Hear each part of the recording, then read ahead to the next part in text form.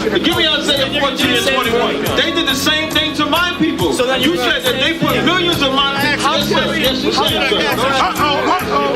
Should a murderer go to jail for murdering? Absolutely. Should a thief go to jail when he steals? Absolutely. Should a robber pay back the money he robbed? Absolutely. So why shouldn't the white man pay for what he did? That's right. That's right.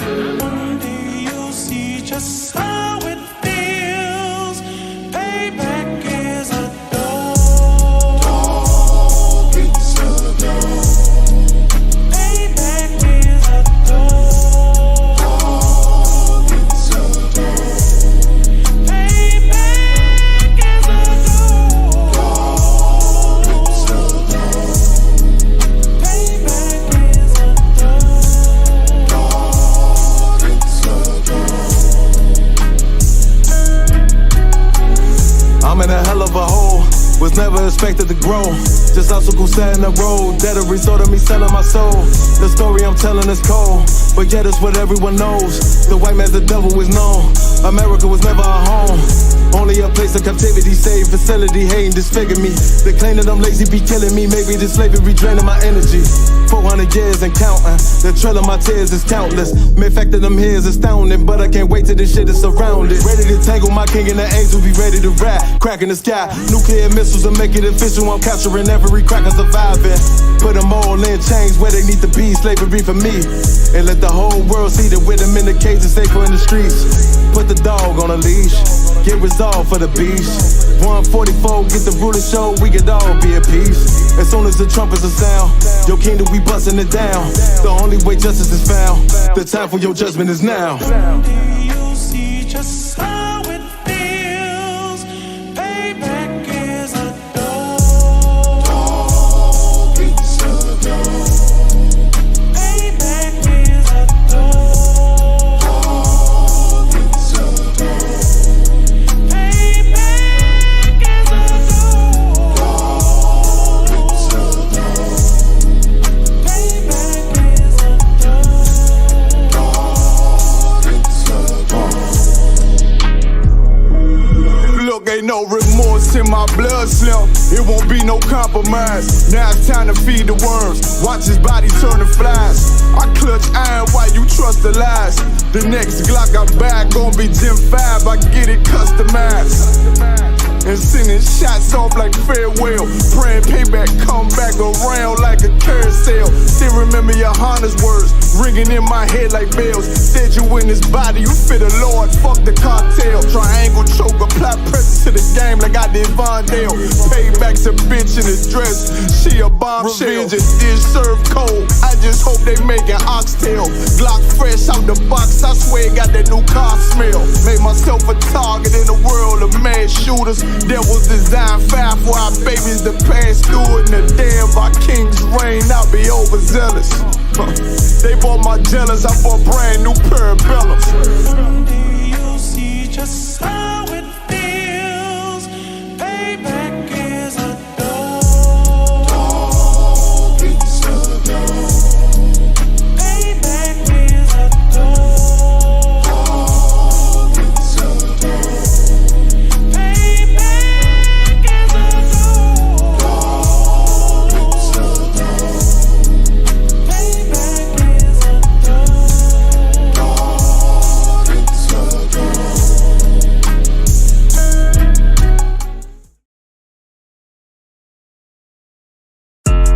Yeah, don't have messed up, no. Bad news, to beat your home, nigga. Yeah. Go on, get on that ass real quick one time. 144, baby. They said you get on, you gon' represent, I said of course. Soon as they crank that beat, I ride that bitch just like a horse. She about to go dumb, yeah, bitch me a whole car. You ain't know they call me Obi-Wan, I come with the force. You gon' ride, yeah, of course, get it lit up like a torch. You even low or this Lord, so that bitch is either or. Yeah, I know them niggas ain't cut like that, I swear I'm to our core. Wait up, let me make a call right quick, I'ma start another war. I was hurting when she left, but I don't care about anymore. I need a Vaseline like my Nina Puffer bar. Took a Zach, watch the dark. Matter of fact, like a dart. Any problem, let them come. We gon' snatch they soul like Shane Sharp. Put them out of service, keep them tools like Miss Hopper Free. Try to hold me, it's way too late. I'm headed straight to the safe. Throw that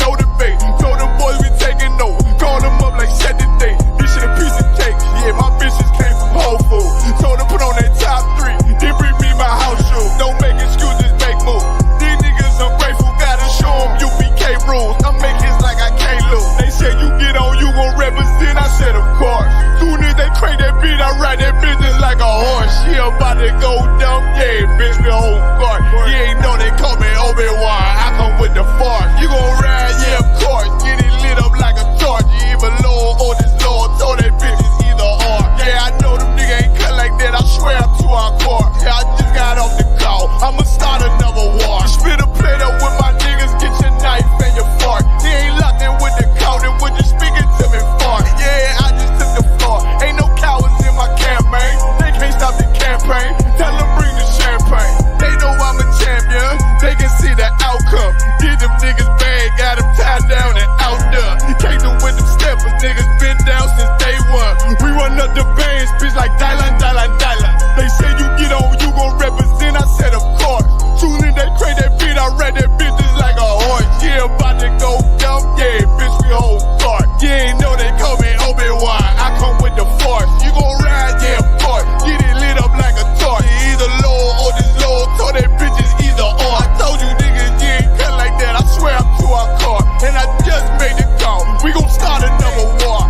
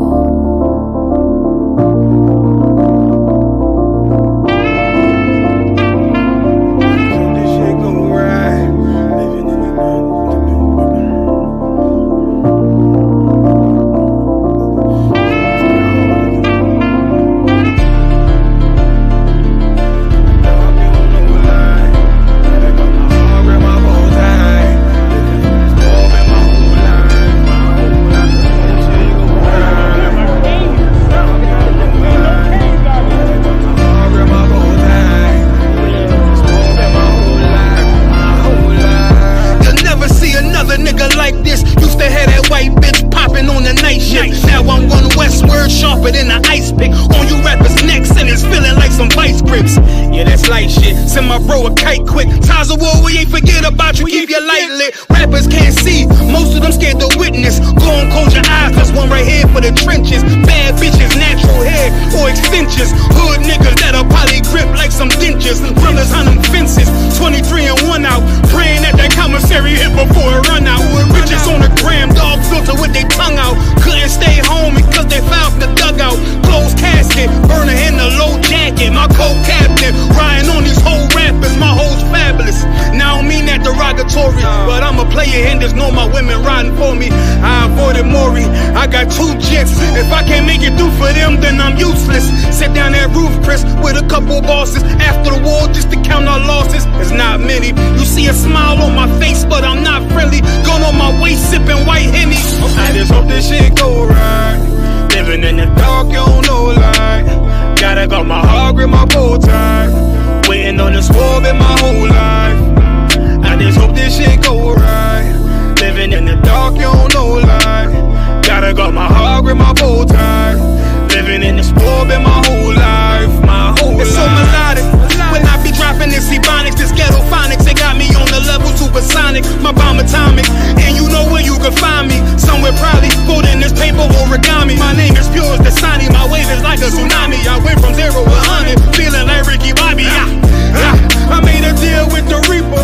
Got a couple wives, they some keepers. Talk a lot of shit, but you can't walk a mile in my sneakers. Bitches go to Miami, come home with change features. Now she got a BBL, her ass fatter. Trying to show up all them niggas that laughed at her. Now when they see her, they only wanna fuck her. They just wanna touch her, they don't wanna cuff her. They just wanna come and kick it with her like a punter. Turned her to a runner, now it's all aboard the train.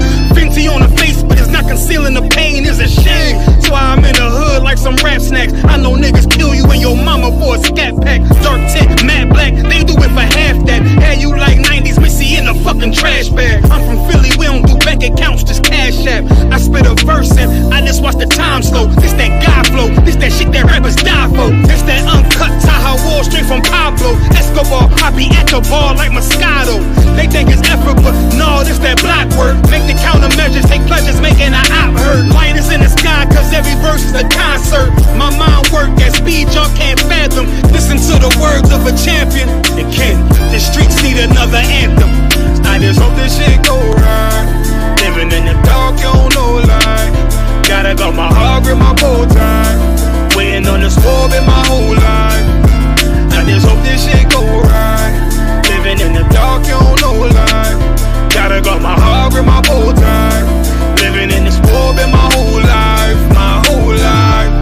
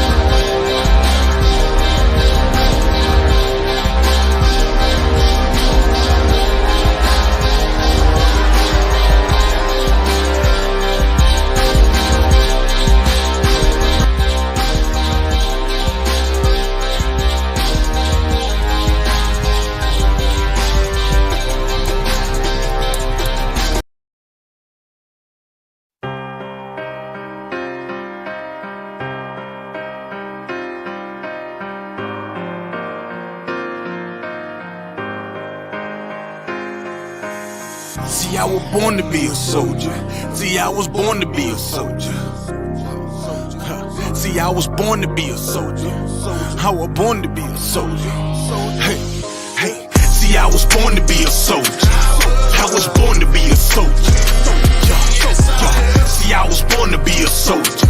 See, I was born to be a soldier. See, I was born to be a soldier. See, I was born to be a soldier. See, I was born to be a soldier.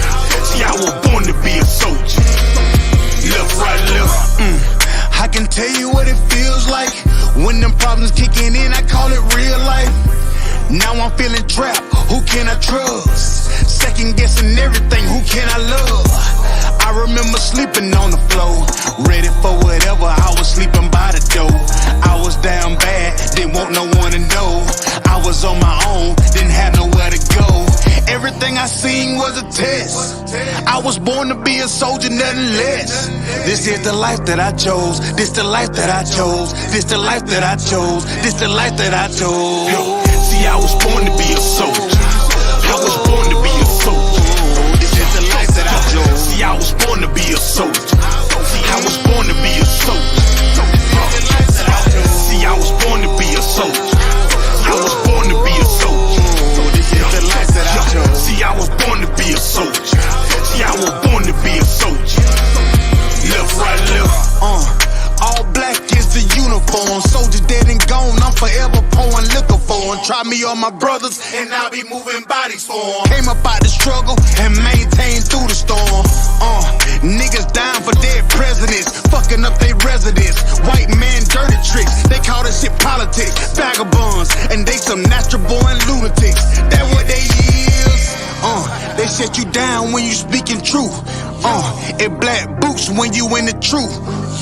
It black boots when you in the truth. This is the life that I chose, nigga. See, I was born to be a soldier. I was born to be a soldier. See, I was born to be a soldier. See, I was born to be a soldier. See, I was born to be a soldier. See, I was born to be a soldier. See, I was born to be a soldier. See, I was born to be a soldier. Left, right, left.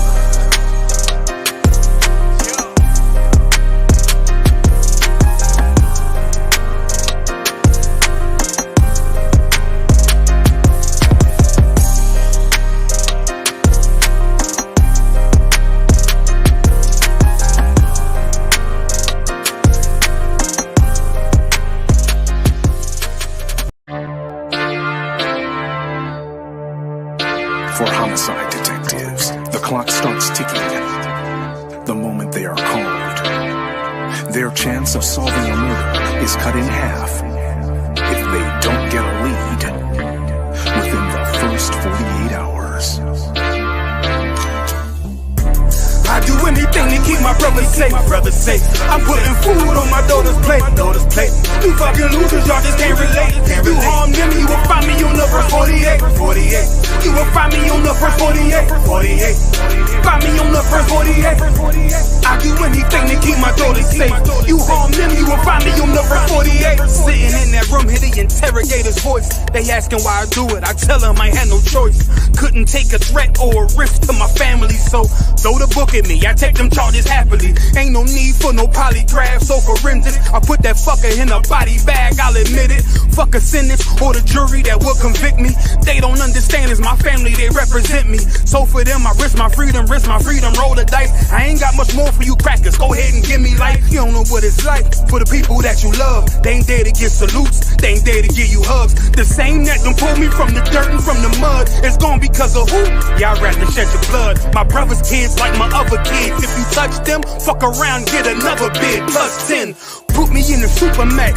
I get super jacked, working out every day. Canteen super stack, cool with that. Long as it mean my daughter's safe. My brother's winning, that's a chance I take. Still my fate. I do anything to keep my brothers safe. I'm putting food on my daughter's plate. You fucking losers, y'all just can't relate. You harm them, you will find me on the first 48. I got wives that done gave they all to stand beside me. Kids that can't see me fall, look at me proudly. Respected by men with honor up on their names. You harm one of them, I promise that you'll see pain. I'm one West train, made an oath to uphold it. Stood with my back against the wall, never folded. Grew up in the city where the love ain't brotherly. I ain't had too many friends, I ain't need the company. I'm my father's son, so I'm cool, just don't fuck with me. I say that you my homie, you're my brother, then you stuck with me. Never turn my back on mine, it's to the dirt. You cross them across that line, I end you first. What only make it worse is loyalty hard to find. Never think cause you out of sight, you out of mind. And I don't mind dying now, cause reincarnation got me coming back. Same scars in my heart aching. Be parlaying with killers from all places. Every last one of them for me a broad day shit. So what you think, I won't do it for them? Once they let me out the cell, shit, I do it again. It's for the family. I do anything to keep my brothers safe. I'm putting food on my daughter's plate. You fucking losers, y'all just can't relate. You harm them, you will find me on the first 48. Find me on the first 48. Find me on the first 48. I do anything to keep my people safe. You harm them, you will find me on the first 48.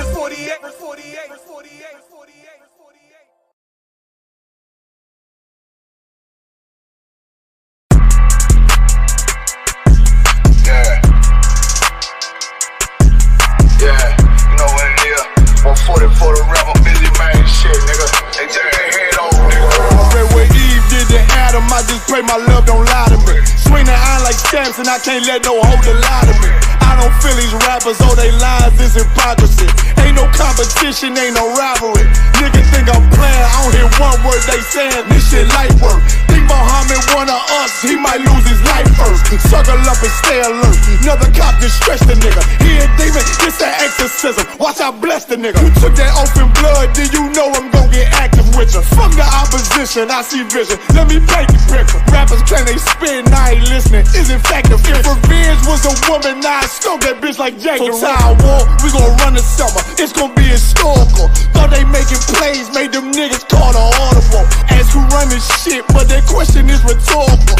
Bitch, I'm the one, me cookies with the oil. I'ma get them crackers, hell, should've never kidnapped my family. I can't do that, bet I be the last nigga standing. Do a life sentence for my niggas, pray you understand me. I might put a switch on this Glock and call it young baby. How you real triggering on them dots? You a bird feeder, claiming he a demon. What's a demon to a cold leader? What he saying something, I ain't hear him, this shit light work. It ain't about who got this gun, it's about who gon' up that pipe first. I turn a bad situation to a game changer. Bring soldiers from the dead, just raised up the chain. 6 shots, I'ma look like Aaron Jones when I run it. Never bite the hand and feed you, you won't never get get that hand back. He bitching about 10%, I don't wanna hear none of that. He dropping sword, fuck him, just make sure you get that cover back. Look around, he ain't with us, probably cause he never was. Now my chin like you with the angels for your brothers. Everybody wanna be Richard Porter, God kill him like Alpo. Play if he want, it's laying in the trunk like Lee Malvo. I'm a certified woman's ass nigga, I am not a toy.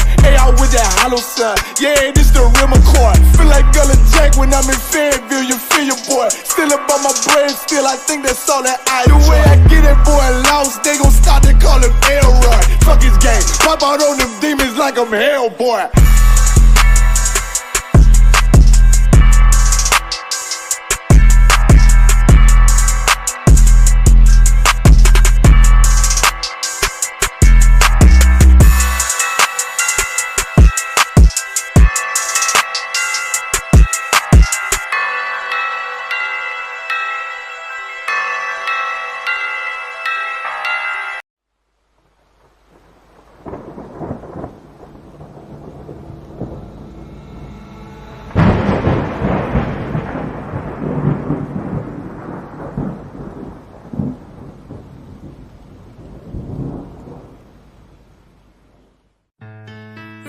Till they bury me.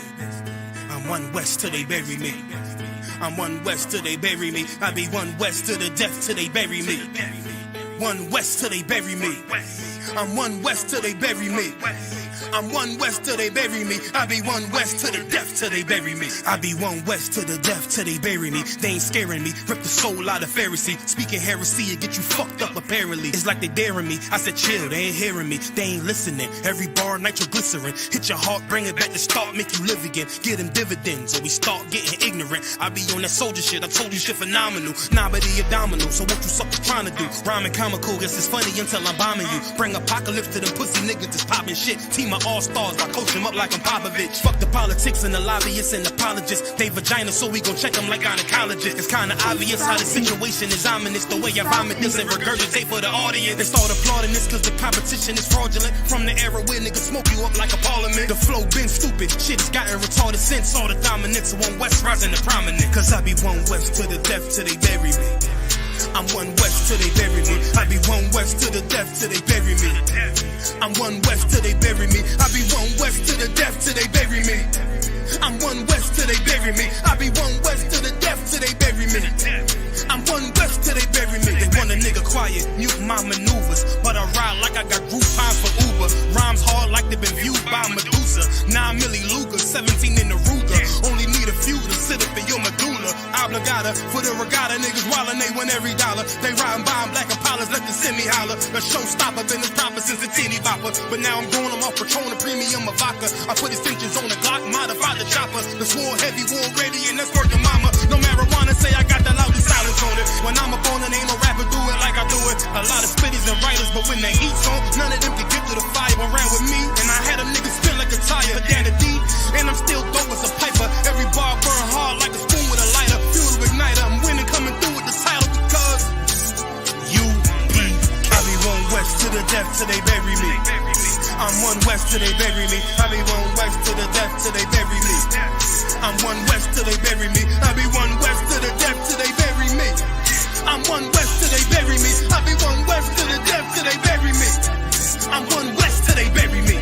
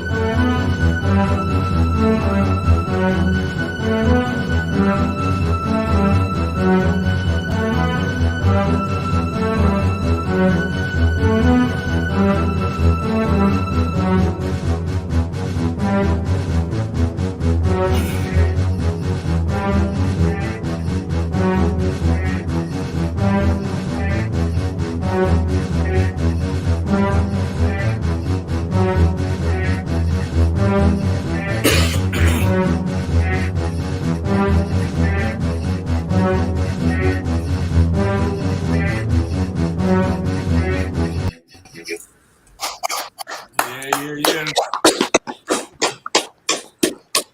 know, we get down every Saturday night, live on Black Watch every Saturday night, holding it down for Command GEN.YAHANNA, hardest working man in Israel. Hey, give it up.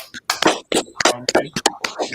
Once that platform and we get busy as usual. You know what I mean? Yabba Shabrak Thumb, Akim.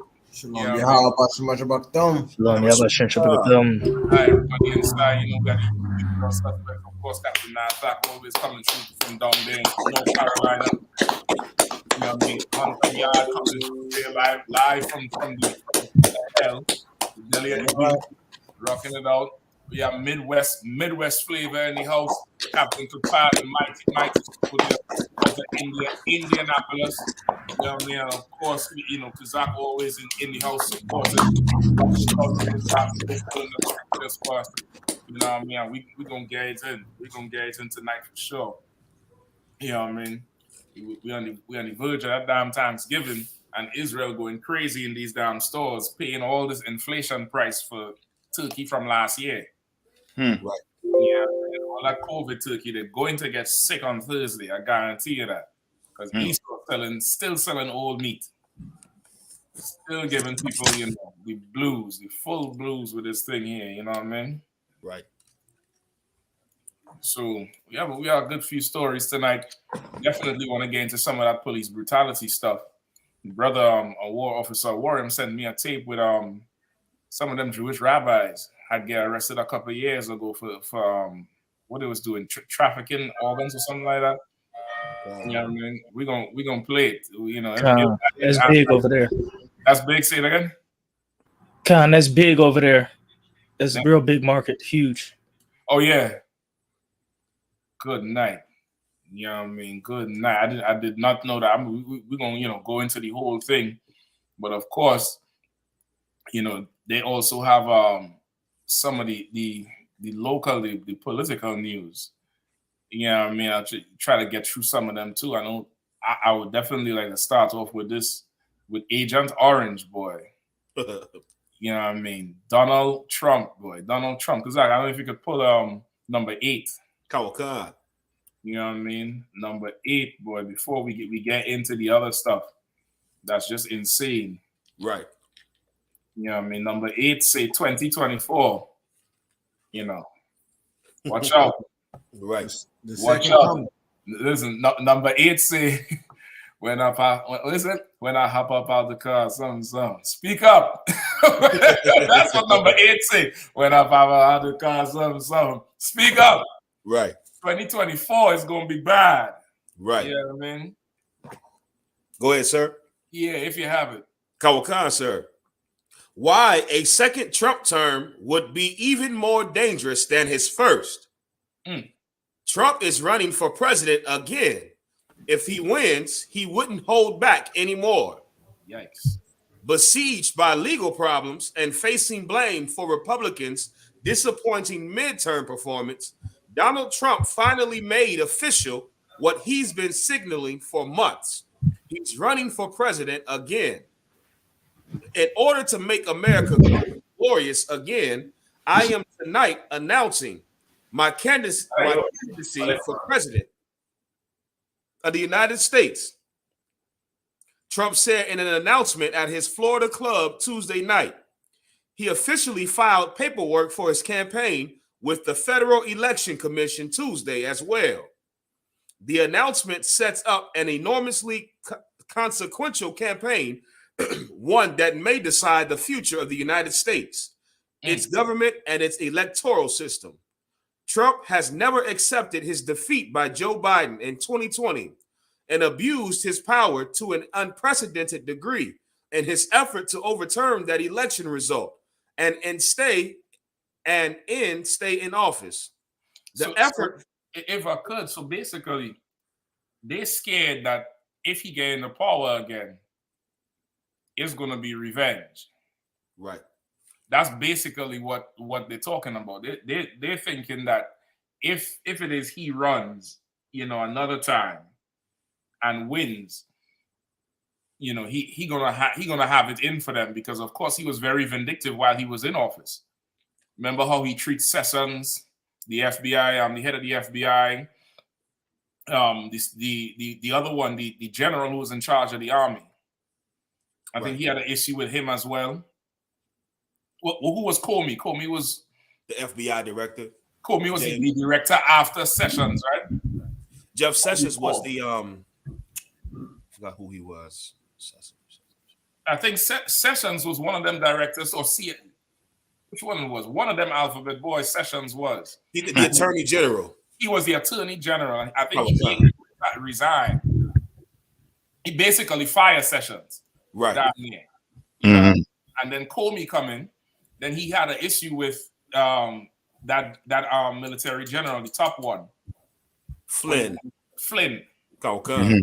Right? Not Flynn, the other one. There was one he had an issue with when there was the whole move with Venezuela.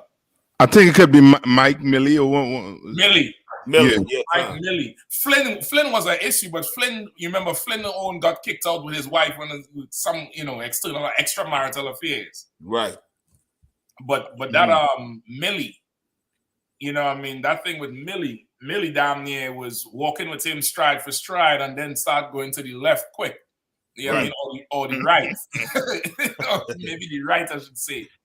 So he was very vindictive till his last day. You know what I mean? Even turning on Pence. Right. You know what I mean? Even turning on Pence. So of course, it's damn near like his candidacy probably, take a shot in the leg before it even starts. You know what I mean? But that's not, to say the devil, I ain't putting nothing past him. Them two will join back together just to oppress the 12 tribes of Israel. Yeah. You know what I mean? They'll forgive everything. They'll shake each other's hand in public. Give a hug, play 18 on the Mar-a-Lago. Yeah, they'll go and play around the 18 on the Mar-a-Lago just for the press. Yeah. Just so they could stand on a Negro neck. You know what I mean? So, but if this fool get back in, brother, you could best believe it's, you're gonna live on one side of the train line in every state. I can tell you that. Yeah, I mean. Yeah, you're right too, Salakika, because I think Barack Obama sat down with the Breakfast Club, and they asked him a question about him about black people saying that he didn't do anything for them, and they make reference to Donald Trump, and he was like, Donald Trump basically he does things at his will, basically. You understand? He don't care about whatever laws you have there. He gonna get whatever he wants done. He gonna get it done if he have to sign it. Pull that pen out and sign it himself. You know what I mean? He basically saying, Trump is more man basically than him. He got to be going there with it. Yeah. Yeah, I mean, he got to be going there with the whole thing, making an excuse saying he does what he wants and this, that, the other. Like that ain't no excuse, man. Right. Yeah. That ain't no excuse at this time. Like they always feed us this fair and square thing. You know what I mean? Black people, we always had to, take the high road and be the bigger man. But the rules of the game dictate you fend for your own. Right.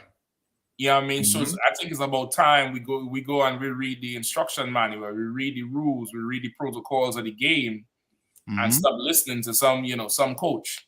We actually go in the rule book. The rule book state that every beast loveth his kind. That's it. You know what I mean? That's right. And they be saying they can't do anything for black people when that's a lie, because Biden went in there and he changed some rule up with pertaining to helping himself, basically. And that's why right now, as the Republicans got the House, they're trying to go after Biden, basically, through his son and this whole laptop, laptop from hell. You understand? And come to find that Biden, first day in office, he basically went and changed some rule saying you can't investigate like large sum of money, like transfers a large sum of money or some stuff like that. and the black woman Maxine Waters, who was in there, was trying to get a bill to reinstate it. You understand? Which means they for sure could help black people, but helping black people is not on the table. Exactly. You understand? Helping us is not on the table. Like there's no profit to gain by helping us. Right. You understand? Yeah, it's something with tracking bank accounts. Yes. For a certain amount in transactions per year. And he changed the rules once he got in office. Right. 3 years ago, he was Big Boy. That's his nickname, Big Boy. They ain't calling him, you know what I mean, Joe Biden. Right. His name, his code name is Big Boy. Damn. Yeah. Yeah, he was making a ton of money, ton of deals with them Chinese. That's why you see all I believe the whole push now is electric cars, electric this, electric that. Pushing a ton of it. Because I think the Chinese have a deal, some deal in place right now for that whole, you know what I mean, for that all electric, that whole electric life. Them green, cars and green stuff. energy. Huh? You say green to that green energy deal? Yes. Okay. They I think China has a large stake in that when it comes to the solar panels and stuff. Them solar deals. Yeah, it would make for sure good sense with that. You know what I mean? But they go if Trump actually learns from his last 4 years, even on the way to the last date, and actually, get some strategists behind him, that Democratic Party gonna have to pray to all the gods to beat that devil. Yeah. They're gonna have to summon the forces. They gotta pray to the god of Grayskull. They gotta get that. They gotta get all the gods on their side. They gotta make an offering to every single one. Right. Because that devil is he you ever see the tombstone? I'm coming back and hell is coming with me. Right. That's gonna be that devil coming back in the office.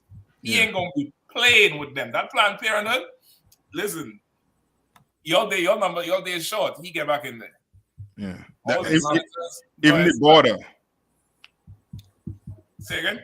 I said that border, that so-called, they're calling it a crisis. I think the Texas invoked some invasion, some clause in there for their state right now. I don't know what hasn't it, but I know I was hearing a talk that they had some invasion protocol put in place or something like that. It's like a state of emergency. That's what they try to play, so they could move troops in and move money in. You know what I mean, to so-called secure the border. Yep. You know I mean? It's going to be a rough time. You know what I mean? It's definitely going to be a rough time. It's a lot. Oh, please. And if I could, on an international level, it's going to affect Ukraine too if he get back in there.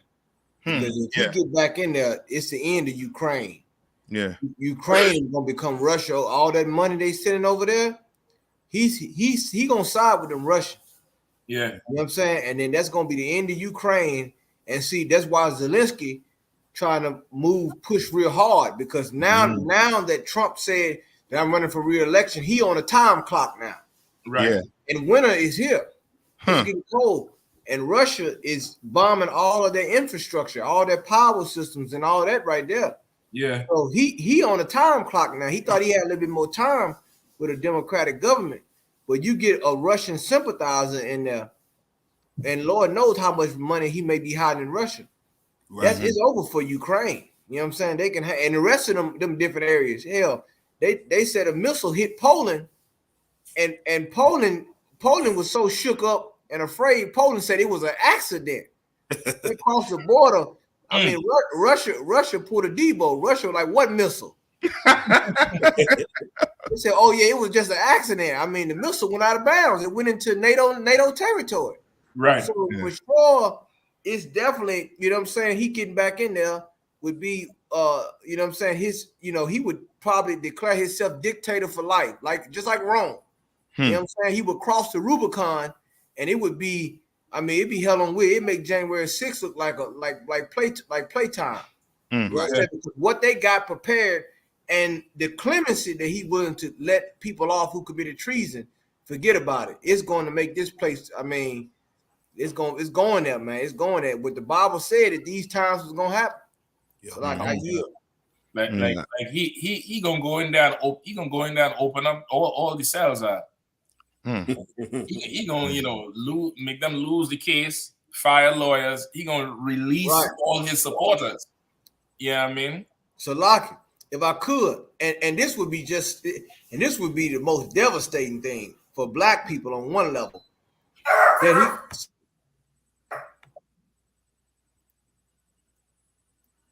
Salakia, yeah, that whole thing too with Ukraine. What's his name?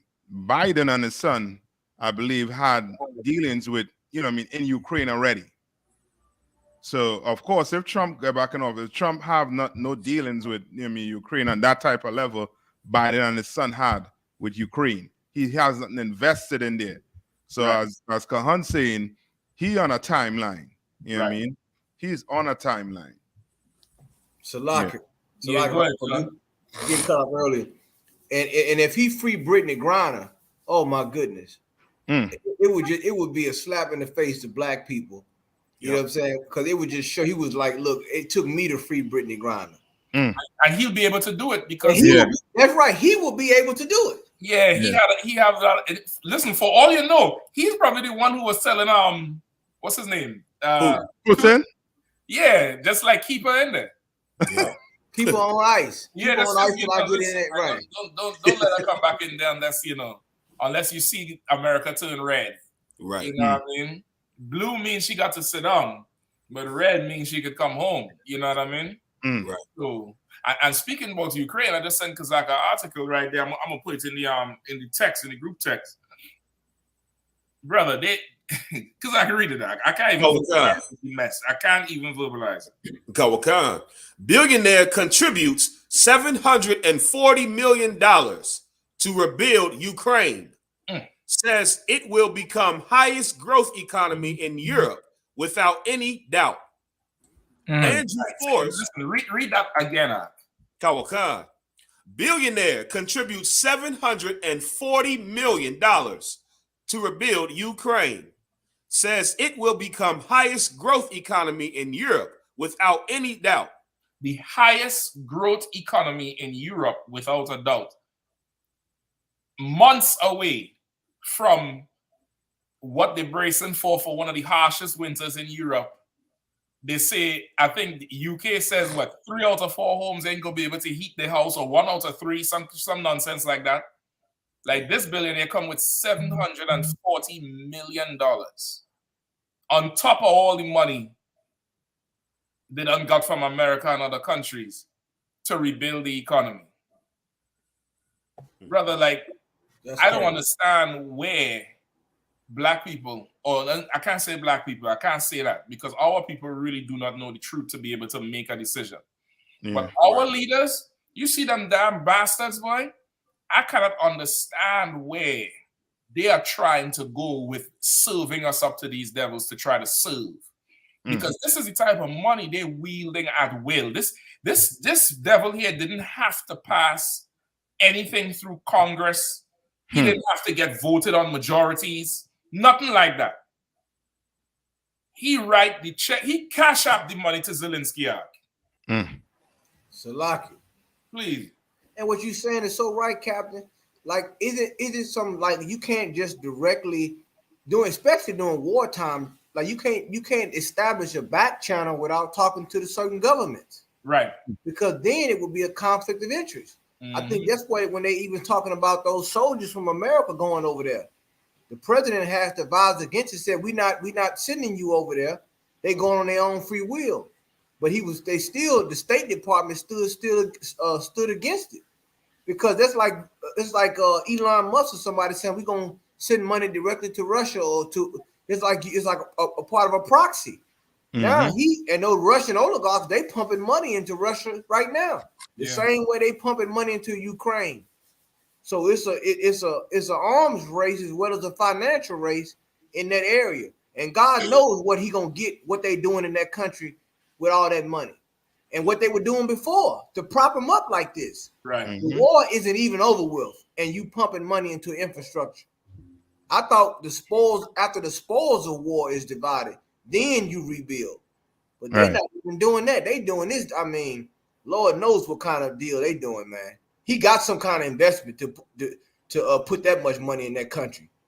I mean, that's about 3 times the in some of the third world countries. That's 3 times the I want to say, GDP, man. Yeah.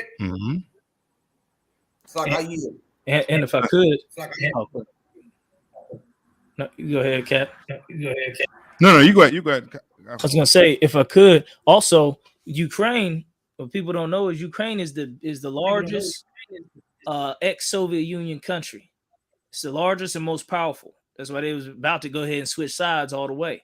Once they handle Ukraine, the rest of the Soviet Union gonna fall like dominoes. The rest of the Soviet Union gonna fall like dominoes. So this is really for almost all the marbles right here. Yeah. Dang. Ukraine is really, that's why it's like such a big deal. Like everything is about to stop for Ukraine. You would think, like, who cares if one of those countries next to Russia join Russia? Who cares? That's what everybody would think. But the powers that be know, once Russia Ukraine fold, the 10 other countries gonna fold, and you're gonna have the Soviet Union all over again. And the Soviet Union was no joke. They was partially the reason they defeated Germany. Right. They was partially the reason. They was fighting Germany on one whole side.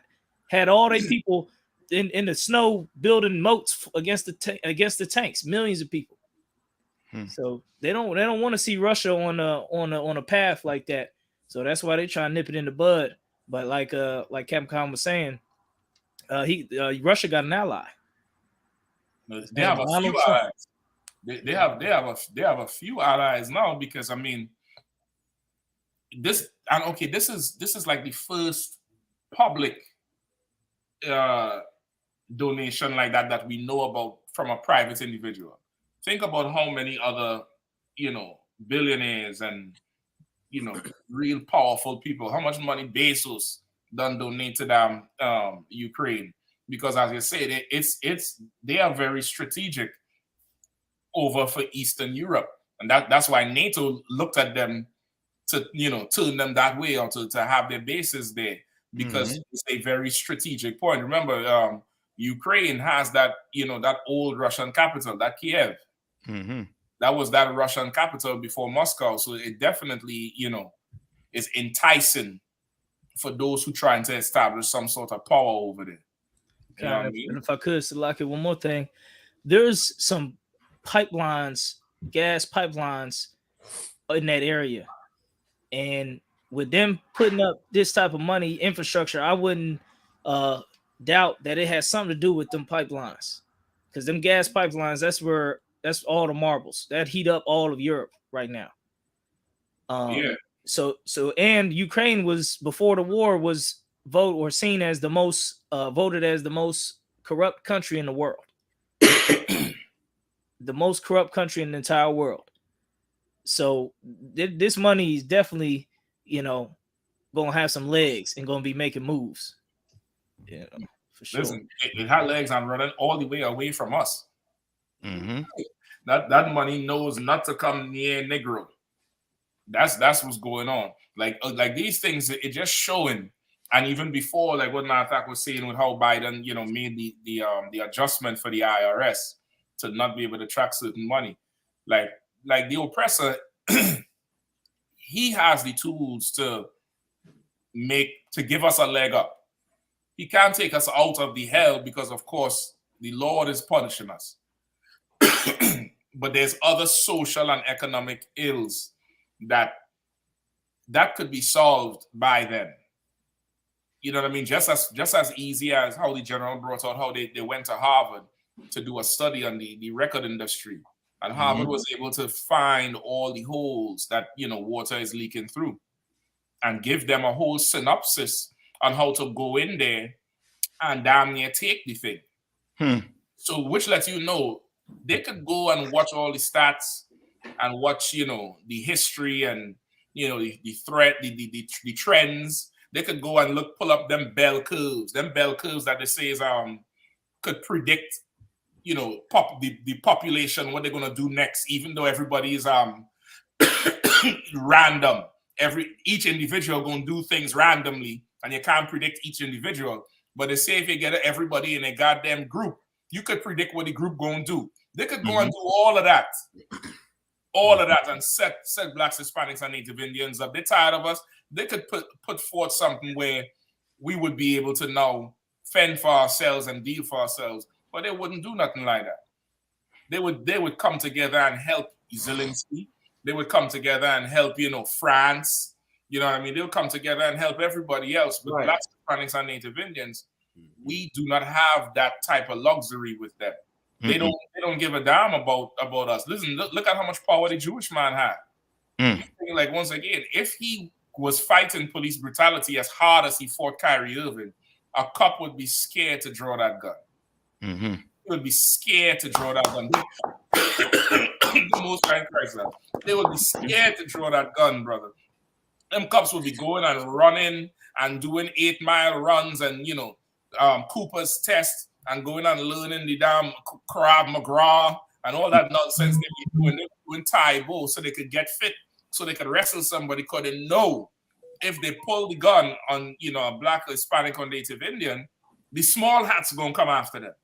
Yeah. So lucky. Please, and Captain Shock, what you saying is so right. And let this be a lesson to all those scattered Black revolutionary groups, those scattered Hebrew Israelite, fake Hebrew Israelite groups, those renegades out there that deviated from the school and from a hierarchy. This is where you get your national education, by stories like these. Yep. These people respect hierarchy. And when you have a hierarchy and you have a government or some a sense of order, you can, like Captain Mashak, you can absorb some of these financial benefits. Not saying you selling out, but meaning this: when you organize, they respect power. Look at those Palestinians and Hezbollah and all them different groups that they said they didn't negotiate. Those are terroristic groups. But when they want to go into a certain region, they have to sit down with those chieftains and those different clerics and things and sit down, and they absorb some of that cost. They have to pay to come into that region. They have to pay to be able to transport goods through their area. They tax them in those regions, some of those regions. Hell, when they had the Silk Road, that's what happened, man. Because you don't have order, this is what happened. But you want to talk about, you want to have, like, people be like all the time, they want reparations, they want this. You look at the book of Nehemiah, man. How Nehemiah got permission to go help build that wall, man, to bring that nation back. But our people, we so scattered. We scattered, and we don't want hierarchy, which is what the I.S.U.P.K provides. We provide a hierarchy of order. You understand? When you out of order, you can't absorb power. You can't grasp power because you don't have any order. That's it. You look at these groups, and radical as they are, their God is not real, I might add. Their God ain't the true God. But one thing they have is unity. One thing they have is a chain of command. What the scriptures say: gather together, old nation not desired. Right. The scripture says that we must gather together. If we gather together under the right order, all of these things is gonna manifest, man. Salaki, Captain. You for sure right, because and you said some key there too, brother. Where as a people, we despise authority. We despise authority when it comes from us. But let it come from anybody else, we'll accept that authority. Kamala Harris, she coming and she was received with open arms, with warm open arms. Obama received with open arms. You know what I mean? You get any one of these oppressors who coming into our community or our nation, they get, the best seat and everybody is all ears. But when the authority comes from our own, we absolutely despise it. All of a sudden, everybody could lead themselves and they don't need to listen to nobody else. and it's impossible to really function as a nation like that. Like, you know, everybody was mad about what the Jewish man did to Kyrie Irving and to Kanye West, and what they're doing to Dave Chappelle right now all over again. Everybody upset about that. But then what they're doing, that's been sanctioned by their ruling people, their clerics and their, whatever group. That group we read about from Israel, who decides what the diaspora does. We read about it last week or the week before. I forget what they call. Some council, Kapash wrote it out, some council or something. The rabbinical, the chief rabbinical council. The chief rabbinical council. And they decide what the diaspora, the Jewish diaspora does. So this ain't some kind of knee-jerk reaction from them. You know what I mean? This is, calculated and sanctioned and considered. And let's close the council for Friday. Let's convene on Monday. You'll think about it over the weekend and come on back. And then they decide, they come up with the six, the list that Kyrie had to do and the money he has to pay. Like, that comes from their leadership. Right. And whether the Jewish man who loves basketball or buys Kyrie shoes or, loves black people does not want to do that, he's going to go along with it because this is what his leadership decides. This is what they decide to do, and they're going to go with it and push it down and through every media house, through every, Jewish anchor on TV. They're going to come out and, recite or regurgitate everything that comes from this rabbinical council. Right. But as a people, we despise leadership. We despise that type of authority. And, even on a sports team, you need a captain. Even on a sports team, you need somebody in charge on the field who everybody else going to yield to. And that's definitely a maturing our people going to have to do if we really going to have, a dog in the race with these oppressors, because they're organizing and they're electing people. You see, last week, the governor of Maryland, he came out and said, we put the wrong candidate up because they know the importance of having the right person in charge. Mm-hmm. Right. But where we gonna come up and realize what really needs to be done? Where are we gonna really understand that? You know what I mean? It's ridiculous. It's absolutely ridiculous. So, you know what I mean? Go ahead. If I could, and what you're saying is so right, Cap, because those people decide the cultural boundaries of their society. Right. Their leadership. Mm-hmm. And the beautiful thing about us is our God decided our culture. We don't have to decide our culture. Right. Mm-hmm. He gave us the laws, the laws, statutes, and commandments, which sets the boundaries and the parameters for our culture. Mm-hmm. And when you go against that, there's a scriptures in the Bible where the Lord said He will cut you off from the people, because you would be like a cancer. So in these times, it's going to be a spiritual amputation in this nation for those who go against our culture, go against our God. And our culture benefits us. Our culture is not counter to us. Right. Our culture has been infiltrated by heathens and their philosophies and their gods and different types of lifestyles and things that now we are unable to fight. We're unable to organize and mobilize. Right. Only in the UPK you really get that. I got a message today. I mean, we so mobilized. Shout out to the whole UPK. We so mobilized. Right. And even look, I mean, come on, man. Brothers up there in Cleveland feeding brothers out there, and white for those Southern Poverty Law Center bastards. We feeding people in 25-degree weather. Yeah. And guess what? Even poor white people coming to us getting food. How about that? Right. You understand? What do you see? What do you think going on? The UPK, man, we are on a mission, man. You understand? So you got to represent. You know what I'm saying? You got to represent this thing all the way. Like we making major strides, seen and unseen. You know what I'm saying? In this work, brothers on the reservation. I mean, giving shout out to all them brothers out there on the reservation. our Gadite brothers, man. We doing a major. This is what organization do right here. This is the right leadership under Command of General Yohanna. You understand? But you donate your money and resources to the wrong group. Guess what they're gonna be doing? They're gonna be up in Macy's shopping.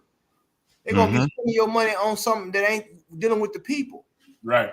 You understand? So like if I could, TD Jakes was at P. Diddy party. They just had they showed it on TD Jakes was at P. Diddy's party, partying it up with all the church's money. Good night. Listen, and that's why the scriptures say abstain from the appearance of evil. Like ain't nothing wrong with going to a party and going to the club or whatever. But when you, TD Jakes, big multi-mega pastor, is seen with P. Diddy, who is, I mean, goddamn, known in the industry for not so kosher moves, not so moral moves. In this climate, you know, you got to refrain from the appearance of evil. That would not look right in the sight of the people. You don't want to put a stumbling block in the sight of the people. You know what I mean? But they don't consider, they do not care. You know what I mean? They that's why black preachers, your day is coming to an end. Your day is absolutely coming to a full end. You will not be able to enjoy the prestige anymore. Right. You're gonna have a stain following you all as this place crumbles. As this place crumbles, you will not have, you know, that spiritual side of you to cut your flesh off so that other people could eat. You're so right too, because just thinking as you're on the black preachers, not one of them came out to defend Kyrie Irving or Kanye West. None of them. That's right. You understand? Not one of them came out to say, well, you know what I mean? They're free to believe what they want to believe. In America, you know what I mean, has a freedom of religion. Not one of them came out and said, because they're hearing us in them churches. You know what I mean? They're hearing us. And the time coming short. Yep. So TD Jakes, you go party, you have a nice time. You know what I mean? Leave this job to the priests and prophets of the Lord. You know what I mean? You'll be better off in Diddy's party. And you know what's so heavy, man? Captain, I thought. And I mean, this whole part about our leadership, man. Like, I saw an article today where the FBI is concerned about Chinese police stations in the U.S. These people, these other nations are policing themselves without a vote, I might add. You understand? They doing this without an election. Why? Because they have their own hierarchy. They have a system of doing things. They have invisible institutions to provide for the welfare of their people. And you want to challenge the U.P.K. for doing that for our nation. Right. You want to call us a hate group. This is a love group. You know how many people we fed by the end of this year? You know how many people we fed? And we ain't cooking the books on these numbers. We got signatures and addresses and phone numbers and emails. So, I mean, like, once again, these are things that these other nations are doing that we have to do, and we could only do that in the I.S.U.P.K. under Command of General Yohanna, man. That's right. I mean, it's time. The time is now, man. The Bible says the harvest is plenteous and the laborers are few. Pray for more laborers, man. Yeah. I yield. They're coming, Kahan. Trust me. As Commander John said years ago, they're coming. Just give it time. They're for sure coming. And you seeing it more and more as more and more as you wake up, you seeing that the truth getting out there. You know what I mean? Things that I never thought of, I in my mind, I was like, well, I'm gonna just do this truth until, until Lord do whatever you gotta do. Now, just seeing and hearing the things taking place on the news right now is totally amazing. You know what I mean? Yeah. And Commander GEN.YAHANNA, he called it. You know what I mean? Years ago. Years ago. You know what I mean? Absolutely years ago. Yeah. And if I could, there's only a little bit of time left. These churches, right? These Christian churches, you know what I mean? They don't know what to do with what they got, with what they do, the resources, the buildings, the vehicles, all the things they have. They don't know what to do with it. They ain't doing right with it. And our people need to start waking up and seeing it more and start understanding it. Mm-hmm. You understand? Because there's only a little bit of time left. We can't keep playing with this damn thing. Mm-hmm. Things is getting worse and worse out here. And our people, we gonna wait another generation or two before we start trying to get it together? Right. We want to disrespect the priests. What other nation disrespect their priests? Damn right. Anybody say anything against the priests of our people, you a fool, man. Even if you don't understand what the priests are doing or what they moving or how they what they say, exactly what they saying, you better not stand against the priests, man. Mm-hmm. Like, if I can add to what Captain Kapash said, right, and I can amplify what he said, and what he said is so right. How long the Lord is, and how long the Lord is going to wait? The Lord is long suffering, right? But He ain't no fool. And remember, the Lord told the children of Israel in the wilderness, if you will not obey me, you will not go into the land. I'll take your children. He told them. He told us that in the wilderness. He said, okay, no problem. You won't go fight. Guess what? Your children will go into the land. And you can imagine, you see the dysfunction here in America. You can imagine dysfunction in the wilderness, but those children into the land. And only 2 men from that generation was able to go into that land. That were Joshua and Caleb. Yeah. And it's spiritual because, and those 2 brothers is spiritual because the Bible says in the mouth of 2 or 3 witnesses, let every word be established. So no one could say what they saw on the other side of the Red Sea was wrong because you had 2 witnesses to tell them that everything that happened was true. Yep. I yield. So. Yep. The two witnesses down here as like a spiritual precursor for the northern and the southern kingdom for the two staffs. Judah and his fellows and Ephraim and his fellows. That's right. Like, and once again, this is why, thank the Lord again for having the generals over us from Command GEN.YAHANNA all the way down to shape the context of how you should view the world. That's right. For the truth, I would have never thought that Black Christian preachers were such enemies to Black people. And to the point Captain Kapash was making, like our people, definitely they should never speak against the priests or go forward. But it's because of these Christian preachers that they have some sort of motive to speak against the priests of Israel, because our people would call Tupac a prophet. They would call reggae artists prophets and men of God. They would call Obama the Messiah. They call Obama the Messiah, which in a spirit on the left hand side, our people could appreciate an actual priest of the Lord. They have it in them to appreciate a priest of the Lord. We have it in us to do it. You understand? So because we would recognize people who are not affiliated with the church as having that type of influence on your life. Our people read the books, the speeches from Marcus Garvey and Malcolm X and this one and that one, and live their life according. You know, much people make a spiritual change because of Dr. Sabi. Right. The Sabaites, Sabiism. So our people have the appetite and the potential to appreciate a priest, but these goddamn stinking nigger preachers, man, these Christian preachers, they done soiled the water. For anything coming out of the Bible, which is once again, the Christian church is really a terrorist organization against Black people, whether they know it or not.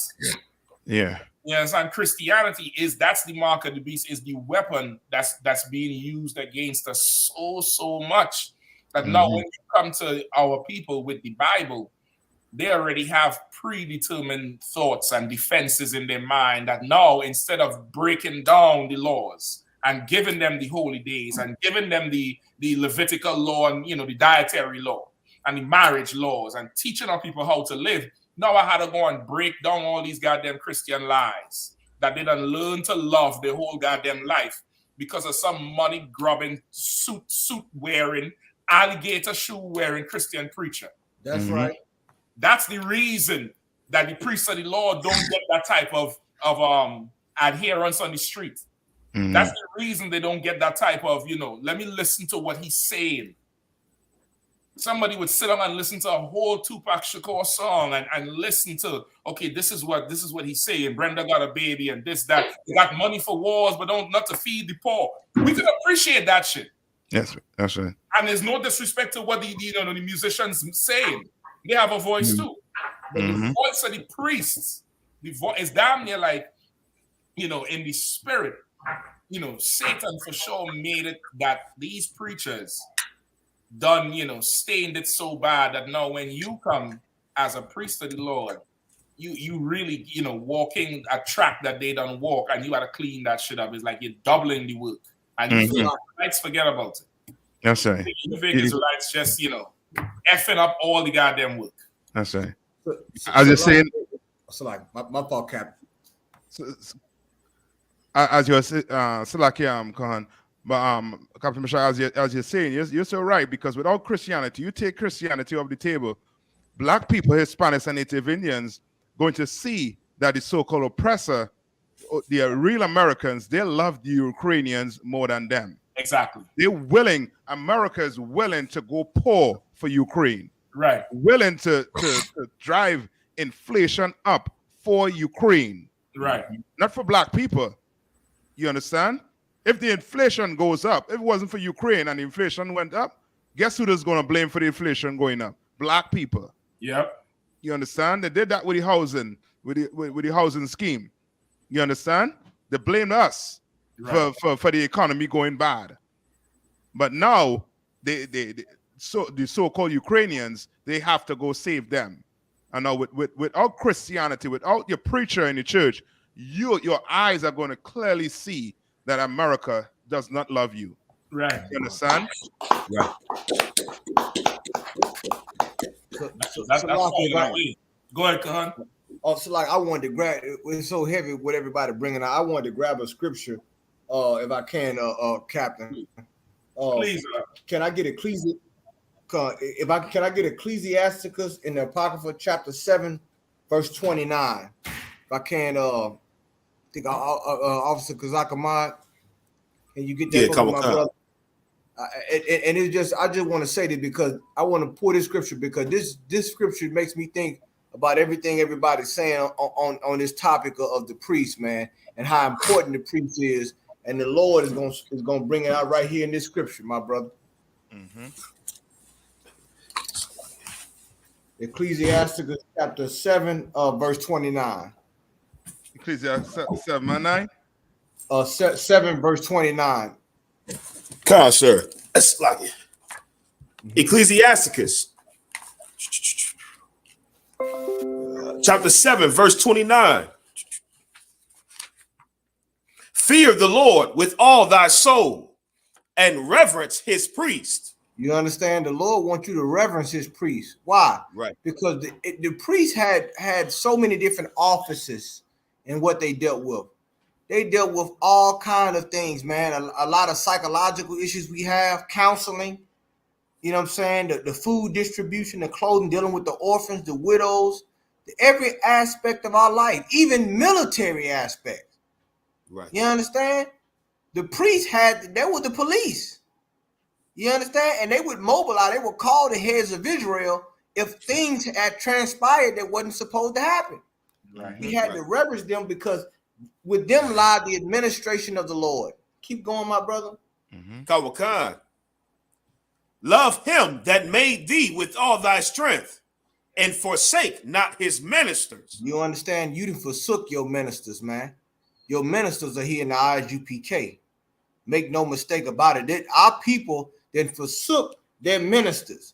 These people are not ministers that you have in these churches. They're charlatans. Right. You understand?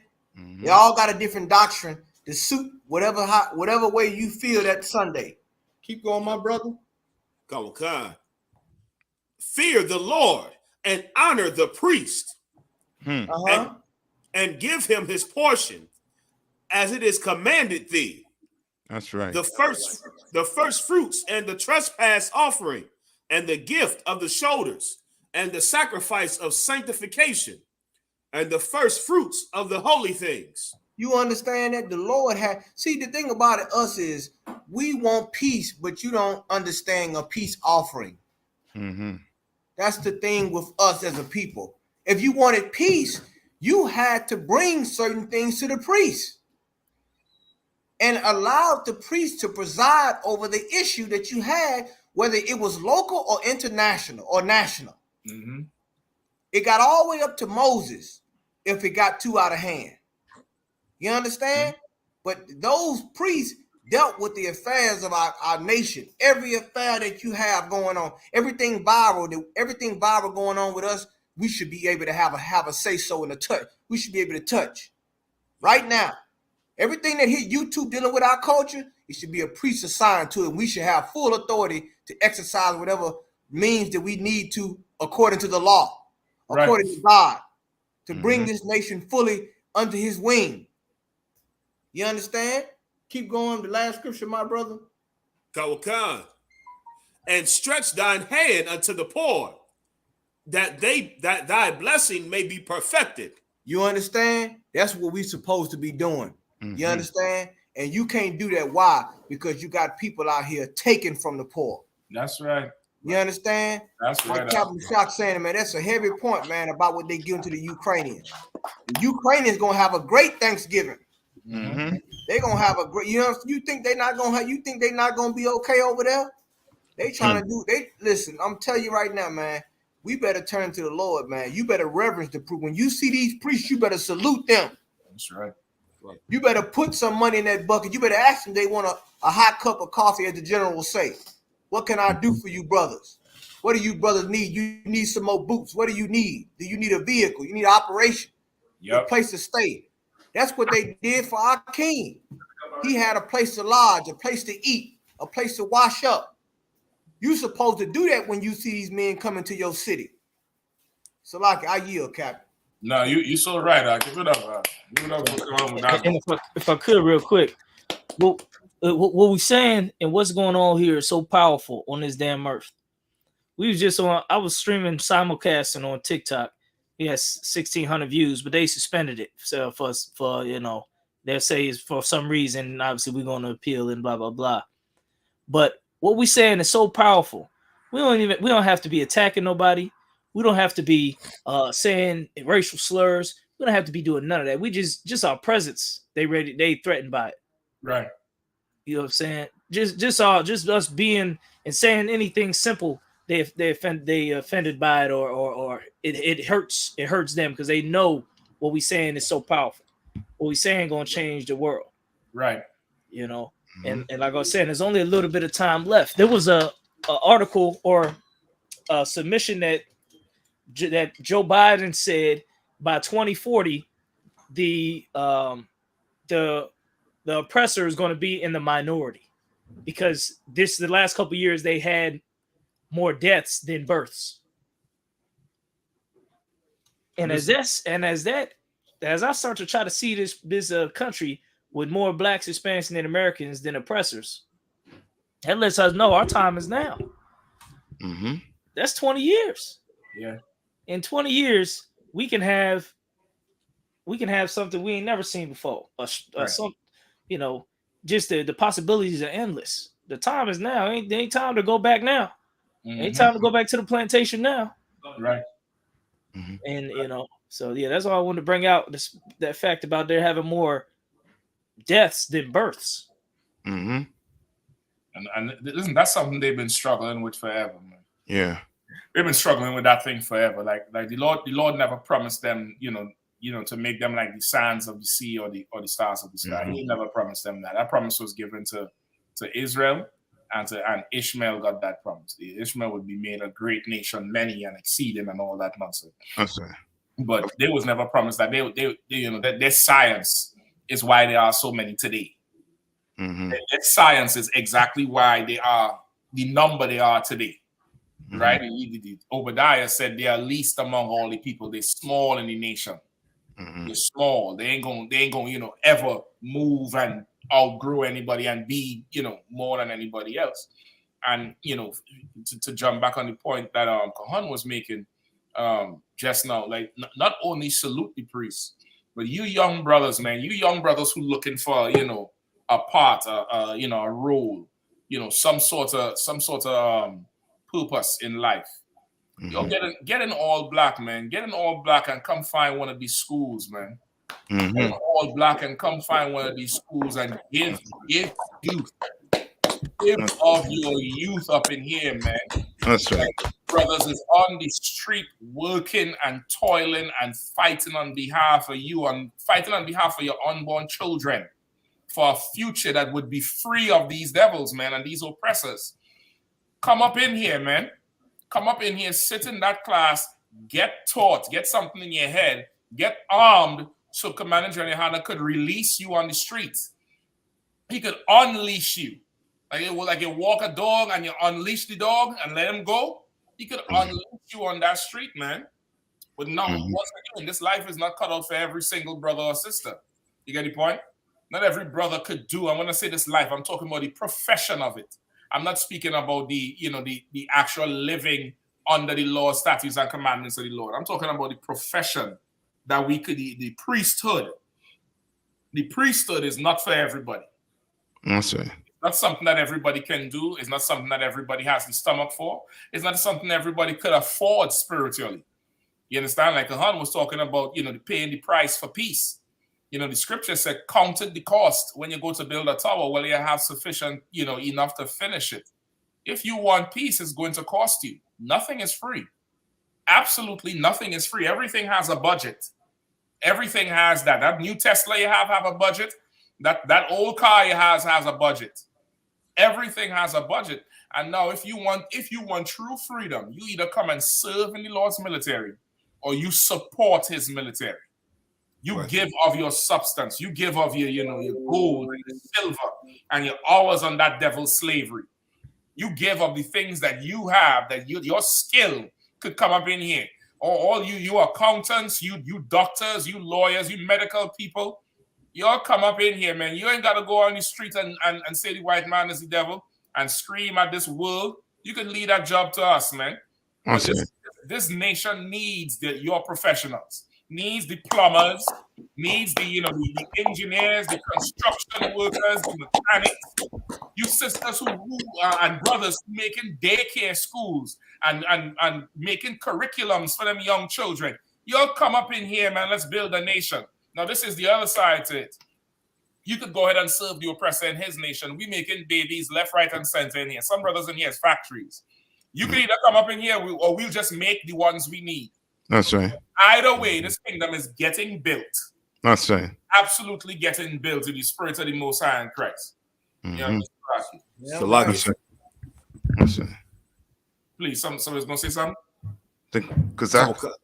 Yes, so like if I may, sir, what you're saying is so heavy, and like I've been on TikTok lately. I know I seen Capital Kapash, Most High in Christ, that class y'all live stream reached 8,500 views. And TikTok is definitely the place where it's like everybody is at right now. So I usually go on there and I scroll through all the different lives that's going on, and I'll sit in each one for about 3 to 5 minutes, depending on what's going on. And I just noticed the reoccurring theme is everybody now is trying to combat what we've been saying. It's like all the Christian pastors, they scrambling to the point that one Christian group let me join the live. I requested to join, and they let me speak, and I spoke in there. And there's a woman pastor, and I told them how black people don't believe the Bible because of you Christian pastors, because you have made it. You put a bad taste in our mouths. And she said, and this woman Christian pastor, she said what I said was the truth.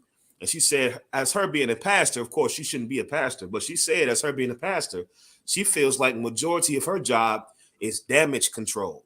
Damage control in the sense of it's like she has to constantly battle the doctrine that we come up that we teach, which is the truth, and then she has to also battle the fact that people are leaving the churches.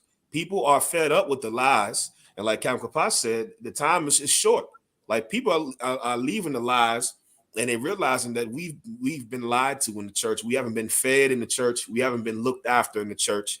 And so now the next thing to do is, as you leave those churches, is to come to the place now where your interests are being represented as a people, as a nation, and that's in the I.S.U.P.K.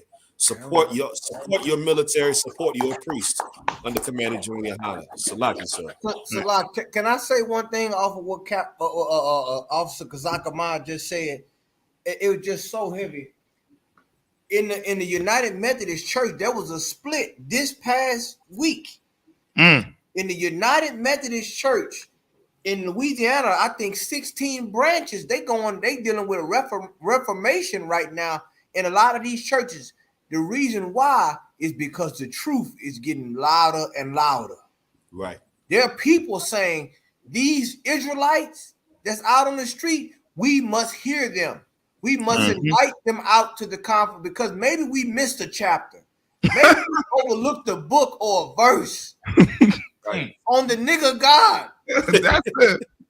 Maybe because see, this whole thing with Kanye and Kyrie and the rest of it, and those out there in this echo and sharing some of these posts.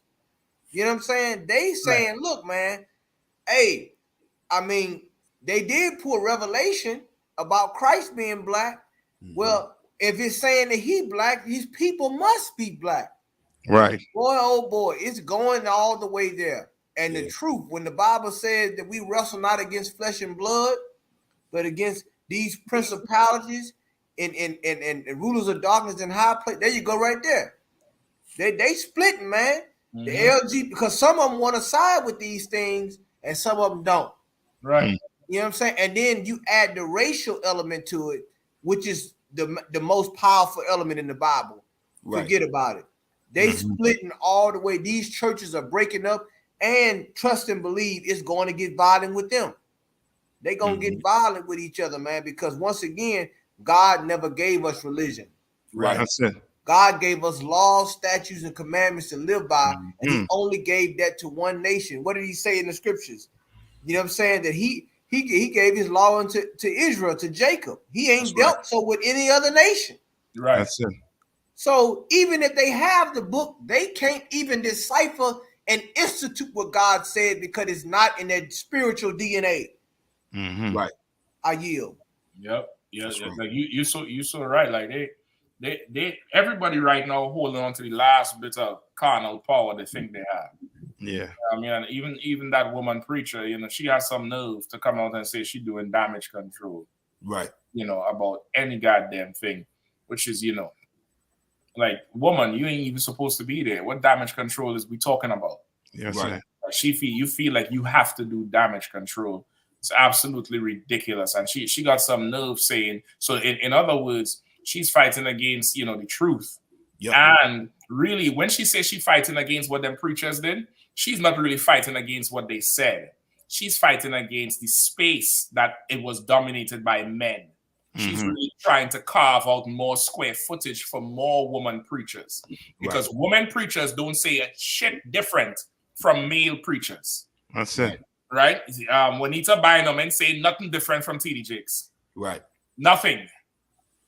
So when she says she had to clean up what they do, is really just to get more square footage for, you know, more women to preach. Yep. So really the fight is against us. The fight is against the truth. Right. I mean, if that's what the fight is against, when, you know, I want to see some more damage. If I could get this story coming up next, what number we on? Let me see. The one with the Texas teacher. Hey, you said like yeah, when we touch on the as he was talking about TikTok, they're trying to let's get that. Let's get that real quick. Let's get that real quick. As he brought up TikTok, because now they're seeing the truth coming out. You know what I mean? Through, you know what I mean, TikTok. TikTok is unfiltered, basically. Yeah. Well, okay, it is definitely they're watching the truth, but this TikTok thing, it's just a new form of the face recognition app. Remember a couple of years ago when they said that face recognition app was really from Russia and they wanted to get everybody face. Yeah. Right. There's some other app that they was talking about too. That was, you know, one of them social media apps like not Facebook, but, you know, one of them, you know, social sites where they were saying, you know, the Chinese was spying. So they considering now TikTok to be that that similar to that because TikTok is very controlled by region. Remember, the general was bringing out how the TikTok in America is different from the TikTok in China. The stuff they're showing, the stuff that's trending. So they're kind of controlling what you're seeing and watching what you're doing. I think the Snapchat too. Somebody had brought Snapchat with the with what when they was buying WhatsApp and Facebook and all of that. Somebody had brought up Snapchat and all of that. They were saying could be used, to tell on the American public. Right, and that's what I'm saying too. Like the so-called oppressor, he wants control over everything. He wants control of what you seeing. Yeah, he can't have something unfiltered. Something unfiltered is, then you are not. It's like you having your kid just watching television without any parentage or whatever. You don't want your child watching at some TV show that's X-rated. Right. Over 16. You understand? So America for sure ain't want the slaves finding out the truth. They're finding out nothing about themselves. They want to be the ones to teach them everything. You understand? You're African. You came across here. You migrated over here. They want to have control over everything. You know what I mean? But them other things that you're bringing out with the faces and thing, those things more likely true. Yeah, but, that's definitely what they're concerned about. They're concerned about these nations having these governments having a look into what's next, what's coming through, what's coming, because for sure with us, their platforms have always been biased towards whatever we're doing. And they don't respect what we do in any kind of way. They think we just on the streets screaming or whatever. They doing the shadow banning and stuff like that. But let's get into the article before the time go. Right? Kawakan. The FBI alleges TikTok poses national security concerns. The head of the FBI says the bureau has national security concerns about the U.S. operations of TikTok, warning that the Chinese government could potentially use the popular video sharing app to influence American users or control their devices. The FBI has a number of concerns, Director Christopher Wray told a House Homeland Security Committee hearing about worldwide threats on Tuesday, just days after Republican lawmakers introduced a bill that would ban the app nationwide. They include the possibility that the Chinese government could use it to control data collection on millions of users or control the recommendation algorithm, which could be used for influence operations if they so chose. Right. Or to control software on millions of devices, which gives it an opportunity to potentially technically compromise personal devices, Ray said. Remember all these apps, as you download them, you had to get them, permission to your photos, your photo folder, your microphone, different things. You want to upload a picture, brother, you had to give them access to the whole goddamn phone. You know what I mean? You had to do all that. So they're looking at it. And as you were saying, in fact, with in the same stride with the they're gonna look at it like there's a movement, there's a grassroots movement. That's how they're gonna look at it. There's a grassroots movement that is going through America that's waking up black and brown people. So of course, if just like Egypt, if our enemies attack, what would the slaves do? You know what I mean? Remember, every rebellion in America's backyard, they went, they nipped it in the bud. From the Bay of Pigs, Venezuela recently, even Grenada. Even when they sent troops down to Grenada, they sent troops down to the Grenada, damn near killing an ant with a sledgehammer. Because why? Grenada was, small Caribbean island with black people who spoke English and was, ruled over by black people, quote unquote. Right. And they were looking at the potential of the influence in America that could come from what was going on down there. So they would always try to counter it. So now the fight is no more, backroom meetings and passing out flyers and CDs and DVDs, but the World Wide Web. So they're going to definitely have to control what is being seen and who could see what is being seen from these outside, these other nations, these Chinese and these Russians. Because, of course, with all the Cambridge Analytica who helping out with the elections and laying out political strategies, they said they use Facebook, they use your account. They watch what you post. They watch what you like. They watch what day your activity is low versus the day you're posting a lot. So much so they could predict your reaction when they run certain political ads. So now they're going to be clamping down on all these damn, social media and trying to, damn near firewall the thing. And black people should take note of it as you're saying that, because also too, if they're saying that China is doing it, bet your bottom dollar America has done it to black people. You know what I mean? And it's doing it to us right now. You know what I mean? Like you think, you know what I mean, you like, product because you just like it. No. It's because they did the research and they know exactly what to say, what to do, what to put in the media for you to, go buy it. Exactly. You go there and this, they know what to do. That's why they're so cautious, on what this TikTok or, run by China is doing. You know what I mean? Because they've been doing it. Yeah. Any more of the article, Kazak? Yeah, come on, sir. Go ahead. Select it. TikTok, which hit 1 billion monthly active users in September 2021, is owned by the Chinese company ByteDance. Chinese national security laws can compel foreign and domestic firms operating within the country to share their data with the government upon request. See? And there are if I could, is damn near like how before the TikTok, Facebook was the software spy.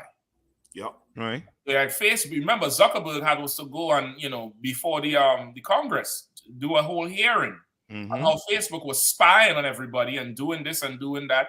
So now TikTok that's the Chinese Facebook in terms of the spying, not the platform, but in terms of being able to gather them data points. They said that Cambridge Analytica was able to gather 5,000 data points for every eligible voter. For every possible voter, meaning they have 5,000 points of usable information on you. So you think you know what you're doing tomorrow. Nigga, the computer know what you're doing. That's right. The software know what you're doing. The software know how you going to vote. Software know on Tuesday evening around 4 o'clock you get depressed. Right. And that what caused the Arab Spring? What caused the Arab Spring? I think the Arab Spring they was using Facebook as it. They was using Facebook with the Generation Z.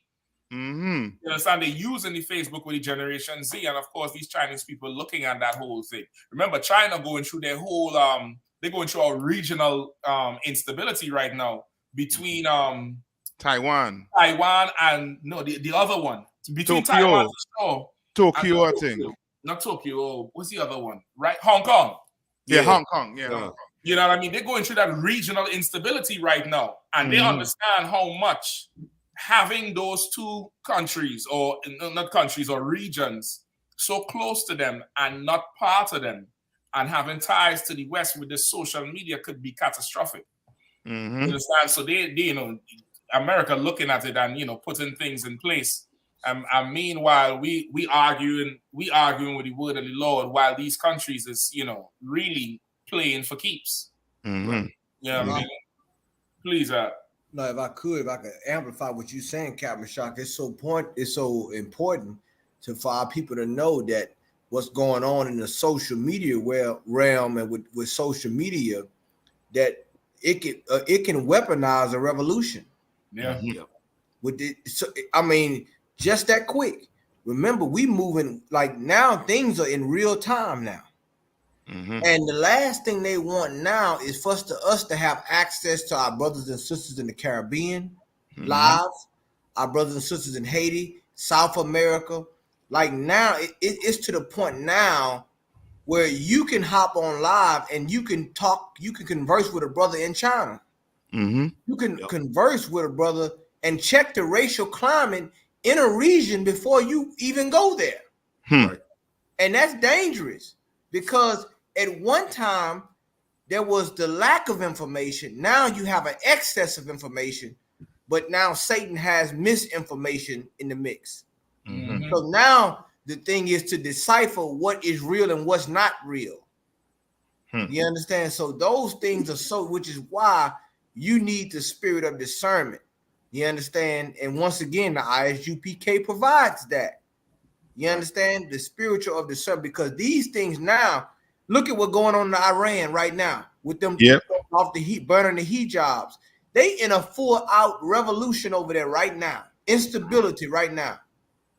And what does the scripture say about instability? Wisdom shall be the stability of thy times. Right. And you need God's wisdom with all this information and misinformation because it's coming at light speed. You're able to hop online and go, if you know, like the general brought out before, if you know the right thing to type in on these social media sites, and some of them are coded, able to type in on some of these social media sites, you will see what's going on in a country right now. Yeah. You will see all kind of violence going on, all these things. But the Lord said that nothing that will not be revealed in the last day. He said it. All these things he's given everybody a platform. God is a just God. He letting everybody, anybody who believes in whatever they believe in got a platform now. He let everybody say their piece. Right. Before he sent our king back. Nobody will be able to say, well, I didn't get to say my piece. I didn't get to show this, and I didn't get to say this. God is letting everything come out. Because when he sent our king back, as the scriptures say, let all the earth be silent before him. The Lord is on his holy throne. You understand? Like these are what's going. Look at that. Look at that. Right look at that. They didn't weaponize social media. That's it. You understand? The Twitter and the Facebook, the book of faces. Now hit the whole thing. I mean, now once again, and imagine us just saying Christ is black and it go viral on Facebook. Yes, that's what I'm saying. That's exactly what I'm saying. Like you saying the Jews are black. Oh boy, and you're in a medium where it just going everywhere. No, you gonna have a problem. You gonna have a problem very soon. You know what I mean? Yep. You gonna have a problem on your hand to deal with. All right. Listen. Just using the social media. Think about what they're gonna do when it comes to fight our king. Like if social media could be used to, remove, their leaders and gain sympathy worldwide. Think about what's really going to be the prevailing thought when Christ returns. Right. You know what I mean? Think of how strong and how powerful it is. Like we're really living in a time of, immense power and witchcraft. Yeah. Right. Yeah, I mean, we live in a time where it's, like all the scripture talk about, the lies that come out of the mouth, the unclean spirit and the frogs coming out of the mouth of these leaders and these preachers. Like we living in a time now where that shit is magnified and amplified so much, where you would have how they call it information and misinformation and counter information. Right. And they have a counter for the counter. So let's say you discovering now that some truth that you thought was solid gold from before, you come to find out now that's a lie. They have a lie to replace that lie already. Yeah. They have a lie to replace that lie already, which is kind of, brother, I was low-key suspecting this Hebrews to Negroes thing because that shit was heavily African and Igbo. Yeah. A ton of Igbo shit and Africans from here, there, and everywhere. Right. You get the point? Yeah, I mean, so it's ridiculous. We had to be very, very careful. The scriptures say if he could deceive the very elect, he would. Christ had a shortened time because of it. That's right. That's right. Yeah, I mean, Christ had to shorten the time because of it, because he could deceive the very elect. Satan been doing his job since the garden. That nigga good at what he do. That's right. He's excellent at what he's do. He's a outstanding officer at what the hell he do. We had to be 10 times more. Please, Captain Shock, what you just said is nuclear. It's just so right, which is why people should come into the ISUPK, because the thing, what you just said, I mean, what the scriptures also say. I want to add a precept with what you said, Captain Shock. The Lord said, "Don't let no man deceive you by any means." Right. That's right. Our talking points are in the stream.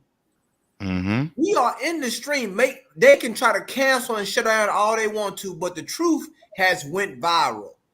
But like you said, Captain Mashak, which is so poignant for our brothers and sisters under the sound of our voice to understand that there's misinformation. Yeah. And there are things that can take you off the course of the Holy Spirit. You understand? In this fast pace, you know, I mean, everything is viral within 2 seconds. You pretty much know. I mean, forget about it. We checking what's going on in every city in America right now. Right. I mean, we wake up in the morning. We know what's going on in St. Louis. We know what's going on the West Coast. I mean, and look, and we getting feedback, live feedback. What happened here? Who got shot here? You know what's going on with a crime locally in another city, and you in a different time zone. Imagine that. You damn near able to solve a crime on social media right now. Yeah. So it's an amazing. Captain. No, you go ahead. I'm finished. I'm just saying it's an amazing time, man. And this, I mean, I could just imagine if Paul and Peter and them had the tools that we have today to be able to communicate with our brothers and sisters worldwide, nationwide, man. It's an amazing time to push the truth and to defend the gospel. That's right. To defend the gospel, I mean, it's an amazing time. They can't mess with the UPK. Y'all seeing it right now. Yeah, I mean, we are obliterating them on the social media right now. They have to cancel it. God, if I could, like how you said, like if Peter and them had the social media, I'm gonna go one further on you, brother. We have a leg up on those brothers. I'm gonna tell you why. They heard the prophecies and laid the prophecies down and didn't have it happen to validate the Bible at that time.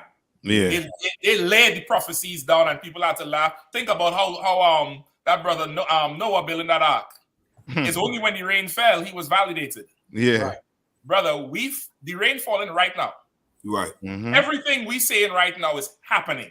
Yeah. Everything we saying right now is happening. Like how I say, what was hidden from the wise and the prudent would be revealed to the babes and the suckling. Right. Like, brother, we have that prophecy that they said thousands of years ago happening now to show somebody in the Bible child support. You'll break your bread and, you know, amongst these women. Abortion. Right. Black on black crime. Like, imagine you could open it and a brother read it and he'd be like, damn, you know, that happened to me. Yep. A sister that grew up, you know, I experienced that growing up. You get the point? You know what I mean? Yeah. The terrorism act. Yeah. You could open and show them terrorism in the Bible, the slave trade in the Bible. I mean, good night, brother. Yeah. Like, damn. Like, Right. the Lord doesn't give us everything we need to move ahead with it. But once again, you know, the love relationship we have with that Christian church, right? You know, it's insane. Hey, Salaki Cap, I know if you want to answer that question that Hebrew sister have there. Okay. Yeah, I don't know if you want to answer that. So you don't agree with the info from the Hebrews to Negroes? Let me ask you, Hebrew sister, do you agree with the information from Commander GEN.YAHANNA and the I.S.U.P.K? That's right. Right. Let me ask you that question. That's my answer and the question to you. Do you agree with the information from Commanding General YAHANNA and the Israelite School of Universal and Practical Knowledge, straight out of 1 West 125th Street, Harlem, New York, since 1969, not 2018, when that movie came out. Right. It's 1969. Do you agree with the information from the Hebrews under Commanding General YAHANNA and the I.S.U.P.K? Right. Okay, she said yes. Now, sister, if you agree with that information, nothing in that movie should, blow your mind. Right. That's right. Nothing should surprise you. In fact, if you agree with that information, you would be able to perform an autopsy on that movie and realize we ain't African. Right. We ain't no Igbo nothing and Bantu nothing and all of that nonsense. Right. You understand? You would look at life and TV and relationships and interactions with people with a magnifying glass that's really looking for a few words. The white man is the devil, the Bible says. That's it. Without that, I can't give any documentary or any movie any real credence. That's it. I can't really give it that. Now, if something come out and says, yes, this is the proof that the white man's the devil, I'll look at it. Listen, I went to Amazon to try to watch the Hebrews to Negroes. I said, let me go watch it so I know what people see and I could talk about it. I saw $50. I said, next. Oh man, $50 to buy the movie and to buy it and 12 something to rent it. Slacky, $50 to buy a lie. To buy a lie, right? Or a lie, or the truth wrapped up in something else. I don't know, but I can't say I haven't seen it. However, I know it didn't come from Commander GEN.YAHANNA, so I have to take it with less than a grain of salt. Yes, right. I have to take it with a less than a grain of salt. You get the point? The only thing about it, about anything that seemed to be coming out there is that the Jews were dark-skinned black people. Right. Okay, let me rephrase that. Black people. Now, dark-skin, light-skin doesn't matter. The Jews were black people, not the Jewish man. Right. That's it. That's the only thing I could say that has any sort of credence. Everything else is, if it didn't come from Commander GEN.YAHANNA under the I.S.U.P.K, you are not in the truth. That's a disclaimer at the beginning of every video. That's right. If you agree with Commander GEN.YAHANNA and the Israelite School of UPK, you have your answer already. I hope that answers your question, Hebrew sister. Yeah. All right. They get that Texas teacher, man. I believe number 4. Khan. You know what I mean? And once again, this is why we need our own nation, because imagine some great-granddaughter of German migrants teaching in upstate New York in the Hasidic school saying, yes, I am a racist to Jewish students. Right. Imagine the backlash that would happen. Right. Absolutely ridiculous. Go ahead, Kazan. Khan. Video of Texas teacher telling students his race is superior sparks fury. A video showing a white teacher in Texas telling a diverse group of students that his race is superior has sparked fury on social media. Several videos on Instagram show the unnamed teacher discussing race in a classroom at Bowles Middle School in Pflugerville, a suburb of Austin. So you are a racist, a black student asks in one clip. Yeah, how many times do I gotta say it? The teacher replied.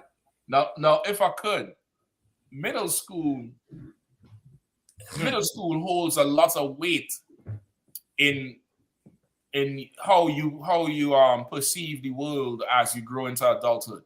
Yeah. There's a lot of stuff you don't remember from elementary school. You might remember, you break your leg or something catastrophic. But middle school, the interactions are a little bit more compound. Yeah. So now for him to have this type of discussion in there, it's definitely above their heads. We definitely not prepared to combat something like that. And it's absolutely disrespectful to the entire nation of black people. Right.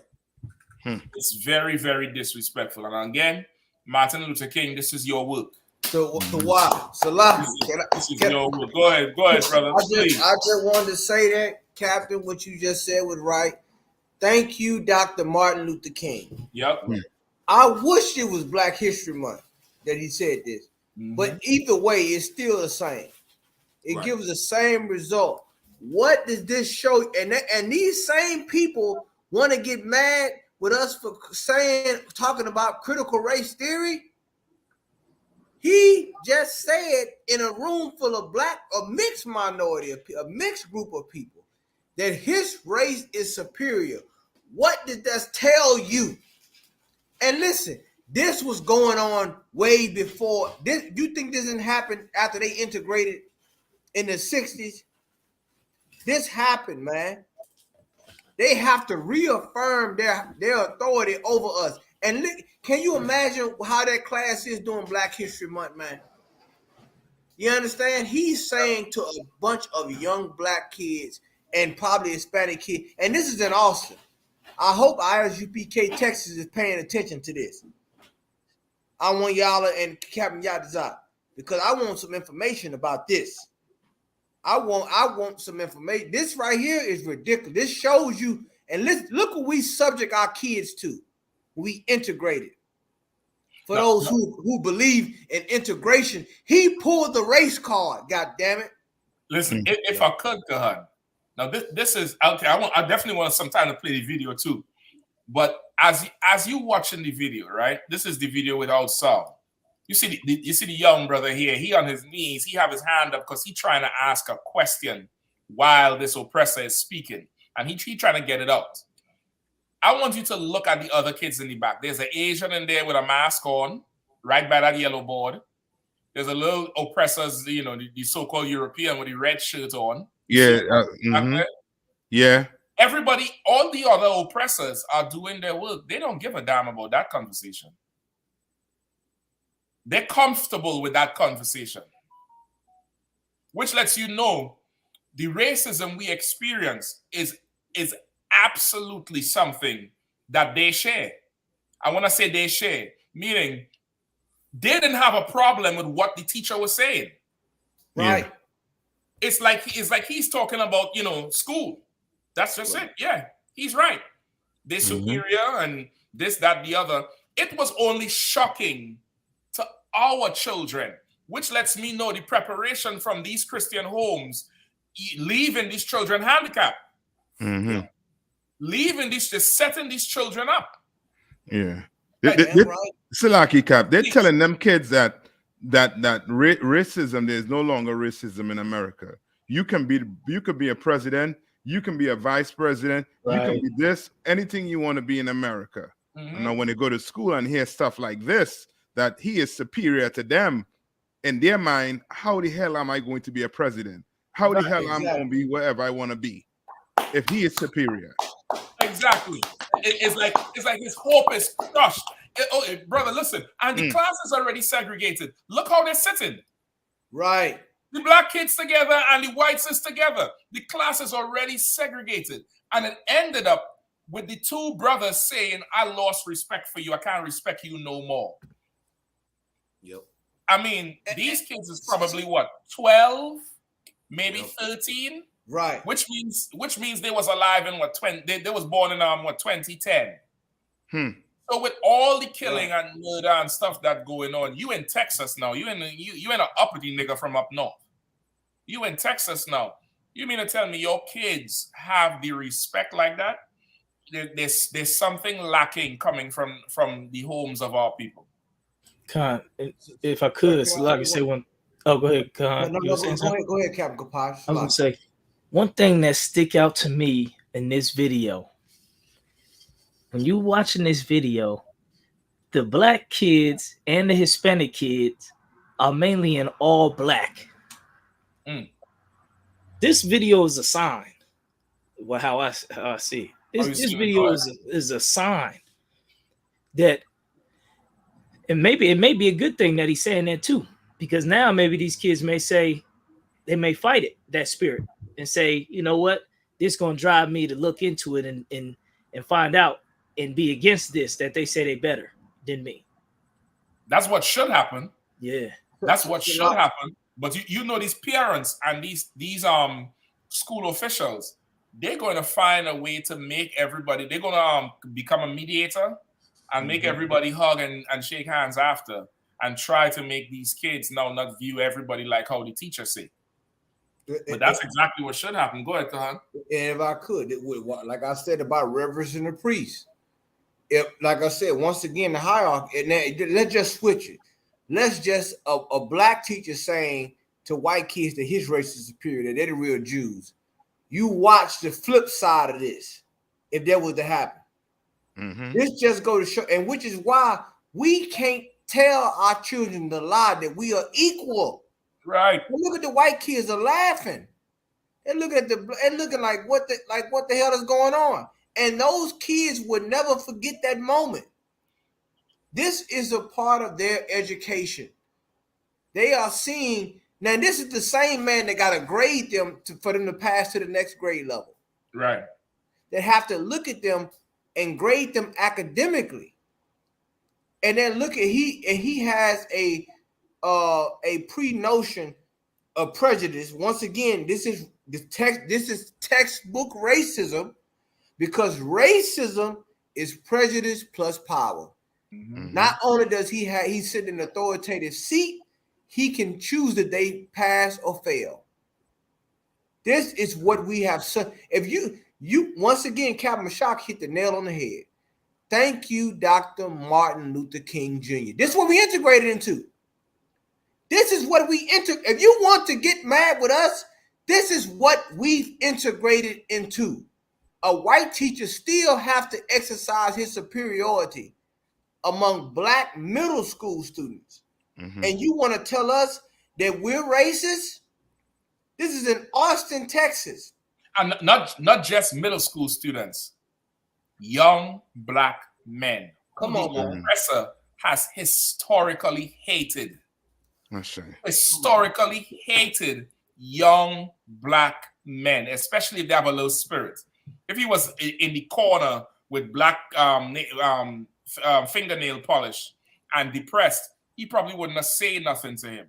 But young black men who are healthy and have a little spirit in them, the oppressor does not like that, brother. That's right. He does not like that. He's addressing, he turned to them and he's addressing them as if they're grown men. And these is kids, brother. Right. These is kids, Zach. And Salakia Cap, also too, the Calvin Hobbes or whatever on there. It said something like he already fired. Who the hell cares if he fired? Right. What are we going to teach our kids? That's right. You understand? What are we going to teach our kids? And if I could, Captain, he fired, but the mental stain that's on those kids' mind is left there. They don't understand. There's things that these things that happen in this quote unquote dilapidated education system has stained the brains of our children. They have discouraged a lot of them. If I could, Kahan, not only that, in the video, when the kids ask him, how? You wrong, you racist. He said, listen, I already made peace with that. When they say, hey, you record, is a good thing re-recording, he's like, yeah, keep recording. I already made peace with that. So him being fired is the horse is already out the barn. Come on, man. Like this is okay. This is what I would like to see. Slack, not to cut you. I'm gonna lay it right back in. Come. This is what needs to be seen from here going on. Your children has to be equipped to handle these situations and bring it up. He said, we are superior race and we have contributed everything. What you've contributed? Murdering people and building a nation with blood. All what people do is murder and steal. Like you gotta equip your children with that and give them the confidence to say what they have to say. Now that would have been a tape, brother. That would have been a tape to see. And for that oppressor to know that these young black boys are a different breed to what he went to school with. Or when he went to school, but when he was younger, how he would look at us. Like from imagine how long he's had this hatred in his heart. Exactly. And then as Kahan was saying, in the position to change the future of these young brothers. The academic future, Salaki. Go ahead, Kahan. No, Captain, what you're saying is so right. And this is why, this is why the UPK is so important. Because Lord knows if that child had a shield on his neck. Oh boy. if he had a shield of David on his neck, and he said that, and they got wind of that, oh my goodness. Can you imagine? I mean, of course, we're gonna counter this anyway. Right. But just seeing this right here, it once again, these people don't have the moral high ground to teach us or chastise us with anything dealing with morality. Mm-hmm. Because he is only comfortable saying this in a room full of children. Mm-hmm.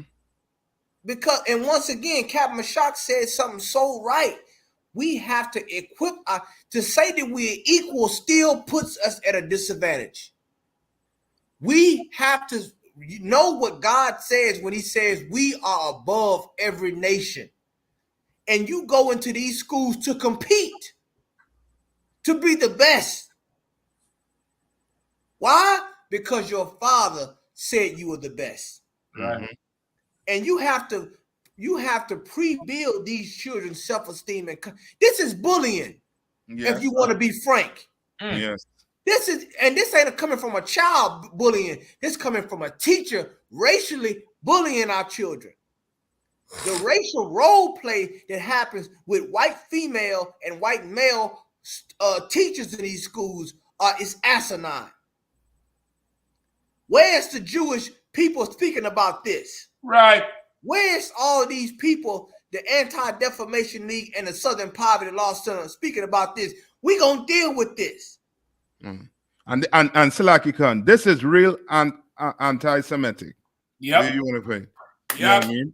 Yeah. That's, you know what I mean? That is real. You know what I mean? That's it right there in a nutshell for you. You know what I mean? Like, why is he choosing to do this to, you know what I mean, to black kids?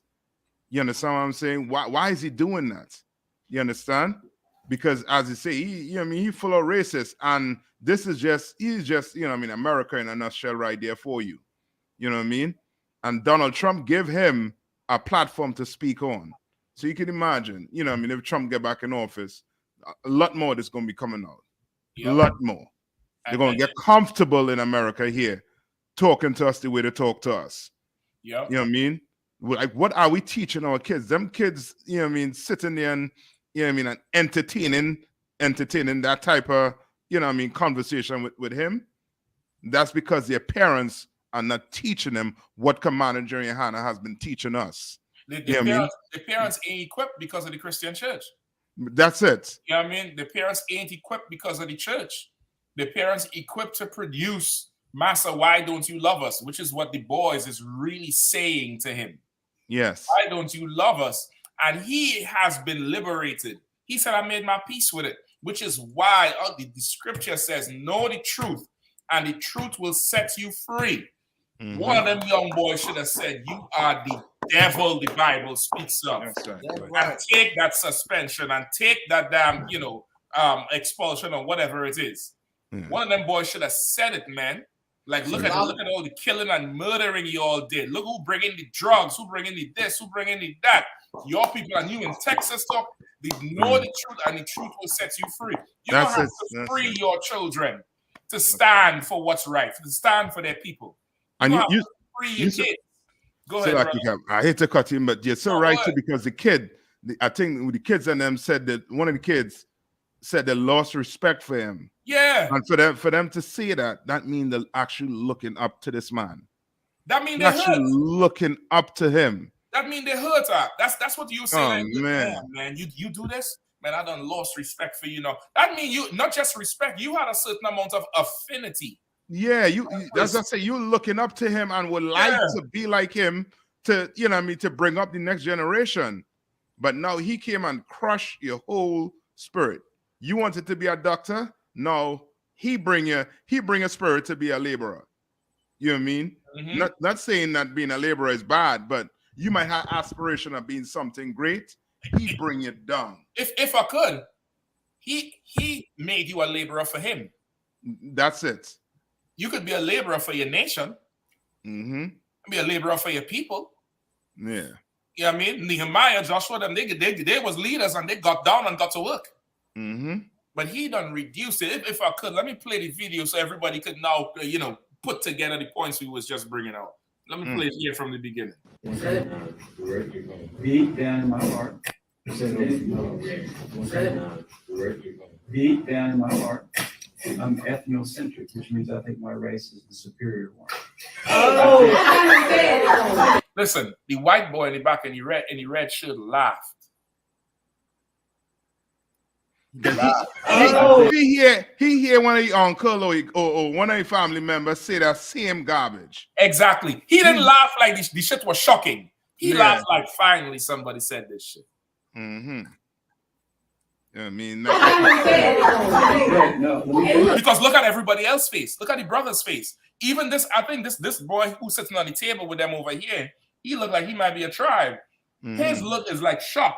These two here is like, this one here, his eyes is open. He looking the other way. This other one is like, what? So white is better. Look. They ain't even laughing. The white girl here. You see her? Mm-hmm. The white girl is like, whoa, he ain't even laughing. This shit done affected them children, man. But no, where's the Jewish community? Where's the one who has been with Stephen A. Smith? What's his name? Max Kellerman. Where's Max Kellerman? Where's Charles Barkley? Where's the all these these damn pulpit preachers, these anchors and news people and media people? Where are they now to come out and talk about this? Because it's a viral tape by now. Right. It's a viral tape on the back of Kyrie saying, well, my people is special too, and we Jews too, for a white man in Texas, historically black, thousands of black people murdered in massacres and raids on different towns all throughout Texas. Sundown. Turn around in 2022 and say, I believe my race is superior. I'm ethnocentric. Where are they? Where are these small hats now? You know, petitioning the whole Texas teaching board. Right. To review people like this and make him jump through hoops and make him donate half a year's salary to the the young black whatever organization. Where's that for them? Right. Once again, the Jewish man, he is more racist than he think he is righteous. Mm-hmm. He is more racist than he think he is righteous. Like he would never use his power to help anybody else but his own. Exactly. Which is why the Lord, they're not the Lord's people. Mm-hmm. So white is better than all. No, let me finish. Go ahead. I think everybody thinks that. They're just not honest about it. Hey, I'm not racist though. I like people all half the time. Did I say I don't like people? People only think that. So you said you are what? And that was a good question the second brother asked. We say, you said you are what? Like he trying to make sense of what this devil really saying. He's saying you're like, I think everybody's a racist at that level. no, but you said you are racist. I did. I'm trying to be honest. No, I'm not saying this again. I said it enough. So you're racist. I Put your phone up. I racist for a while, but like now. And Salakia. Yeah. And no looking at it. He looked like he was trying to tell them they had to be racist too. But the boys and them, they really, as I say, like whatever Christianity is in them, whatever they've been taught, they cannot fathom whatever he's saying. They can't digest it and they can't respond to it. Mm-hmm. And okay, he's not telling them they have to be racist. He is he's being condescending. Because he knows they can't understand what he's saying. He's saying that to them. That's why he say, I believe everybody should, deep down inside, they should be like that, but they just don't want to admit it. Right. Like he is damn near like the free man in the room. And look at all these slaves still. They can't even hate me the right way. If I may, they can't even hate me the right way. Go ahead, brother. Kawakan, and what you're saying is so heavy. I remember, okay, this is your critical race theory right here. This is your critical race theory. This is what, these oppressors, they fought to not teach about the truth about who they are and how they have been towards black people in history. When this is, you don't need to. This is who you are. Your people have been the same as your forefathers. You're the same devils that murdered the Native Americans. You're the same devils that hated us and terrorized those black children for just wanting to sit in the same class as you. And I just want to say, I remember, for those that say, he was fired, well, that's good enough. I was in 6th grade and I had a teacher. I still remember his name. I remember the class, Mr. John Bennett. Mr. Bennett, he was a white man and he taught American history / civics. And I remember looking up to this white man because he had so much knowledge on American history. History was always one of my favorite subjects. And I remember he said something one day that made me completely, it shattered, you understand, my confidence. And really what people don't understand is for somebody to be in power over you to do this to you is very traumatic. If without a support system, like without the UPK, like it still would bother me. But he would say things about black people, and he would say things, he was a little more subtle with the way he said it, but we still was picking up what he was putting down. And I'm like, yo, this cat, how can you be over us and now feel this way about us? And it's like, if without the UPK and a strong support system, like this is like put you in a perpetual state of being a victim. Yeah. It's like, because now if you can't stand up right here, it will make you feel like now you have to take whatever else somebody does and says to you. And I remember, like, this is one of the early instances that I can remember feeling victimized. Like I felt helpless in the class because it's like, I know what this devil is saying is wrong. And I know what he's saying is wrong, but this is a man now who's over me. And so it's like you put in a hard place, especially being taught Christianity, because then at the same time, at home, I'm being taught, well, you gotta love everybody, baby. Right. And, Jesus loves us all, baby. So it's like we disadvantage our kids by not teaching them the truth, and you set them up to be victims. Yeah, just victims. And if it wasn't for the UPK, a lot of us would still be victims. That's right. That's right. Can I say one thing? What Captain, what Officer Kazakama said is so right, because it's traumatizing these kids, and they need to be concerned about what we made peace with. Because everybody ain't sleep. You know what I'm saying? And we the Lord's sheep, man. Like, these are children. These are our children. And imagine what goes on when the camera's off. Exactly. Well, imagine what goes on that we don't see in the social studies class. Or in the hallway. In the hallway, Kahan. Or walk into the damn parking lot. Come on, man. Come on, man. And see this once again. See, now with social media, with the COVID, we was able to see what was going on in the classroom with the interaction with the teacher and the children. Right. But now with social media, we're able to see what's going on in this school here. Boy, oh boy. They need to be, guess what? We at peace with some things too on this side. You ain't the only one at peace.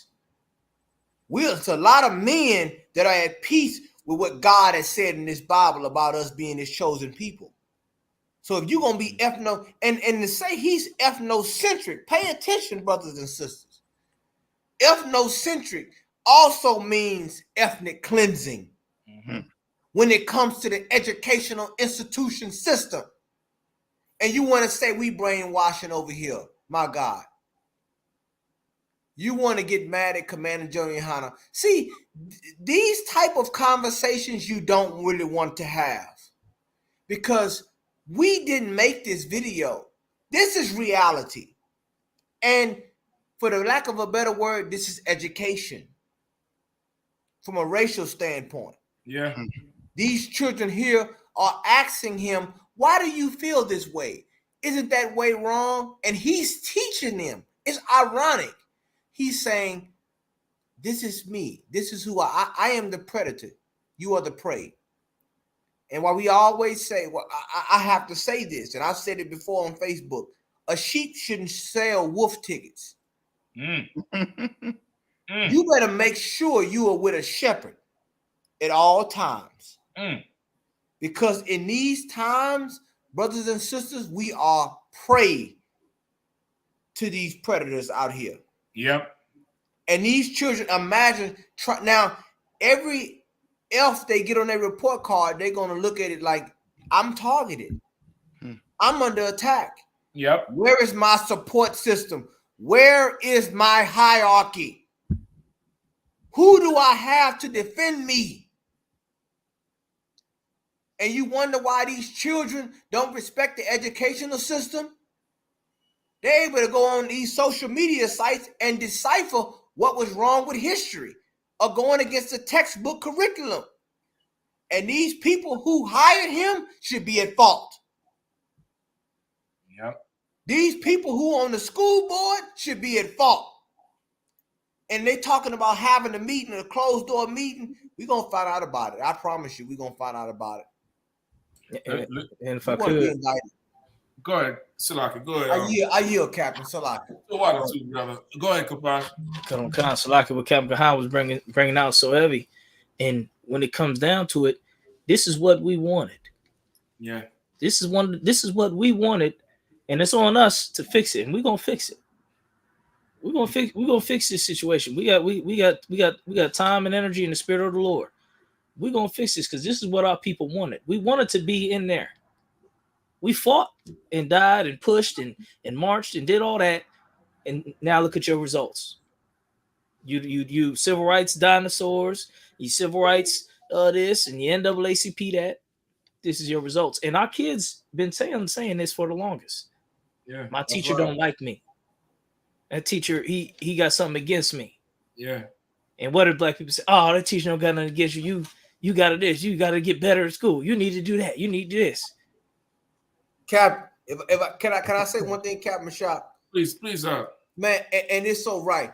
Every Black History Month, see a lot like what Captain Kapash said. A lot of these civil rights leaders, they dying off. They've been riding Martin Luther King's coattail for years. They ain't did nothing since the march in Selma, a sister march in Mississippi. And every Black History Month, they get up there and say how far we've come. Look how far we've come. Well, you take a look at this. You take a look at what our children have been subject to. You take a look at what's going on, how they're trying to explain their humanity to a teacher that's supposed to educate them. And there's a fine line between education and indoctrination. Education has benefits. Indoctrination makes you a subject to the oppressor. And this is what happened in America. And you wonder why we act like an animal on these streets when it comes to these scriptures? How we spare none, we cry loud and spare not? You think we won't counter this? Once again, this is why a lot of people agreeing with the I.S.U.P.K. Yeah. On the street. Because you can't argue with this.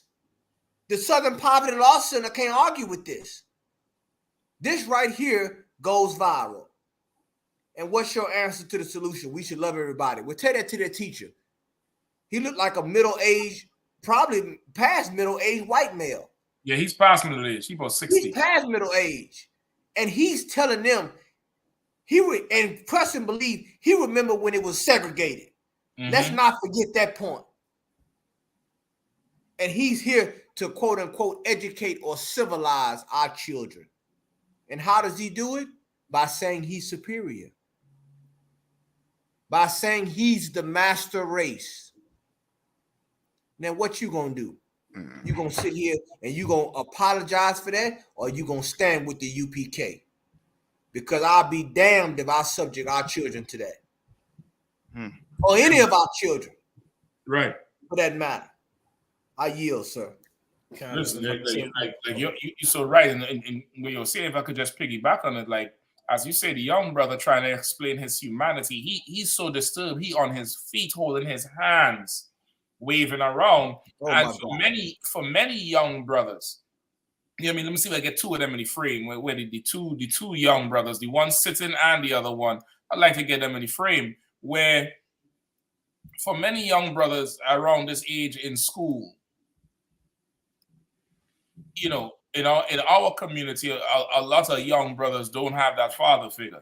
Yeah, I'm now thinking that, Cap. Yeah, and to, you know, to a certain extent, these teachers sometimes become a father figure.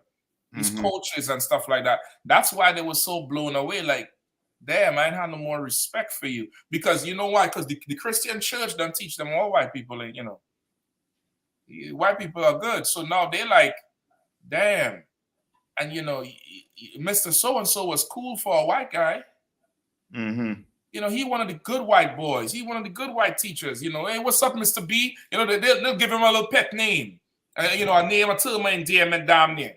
Hey, what's up, Mr. So-and-so? What's up, Mr. This? What's up, Mr. That? Mm-hmm.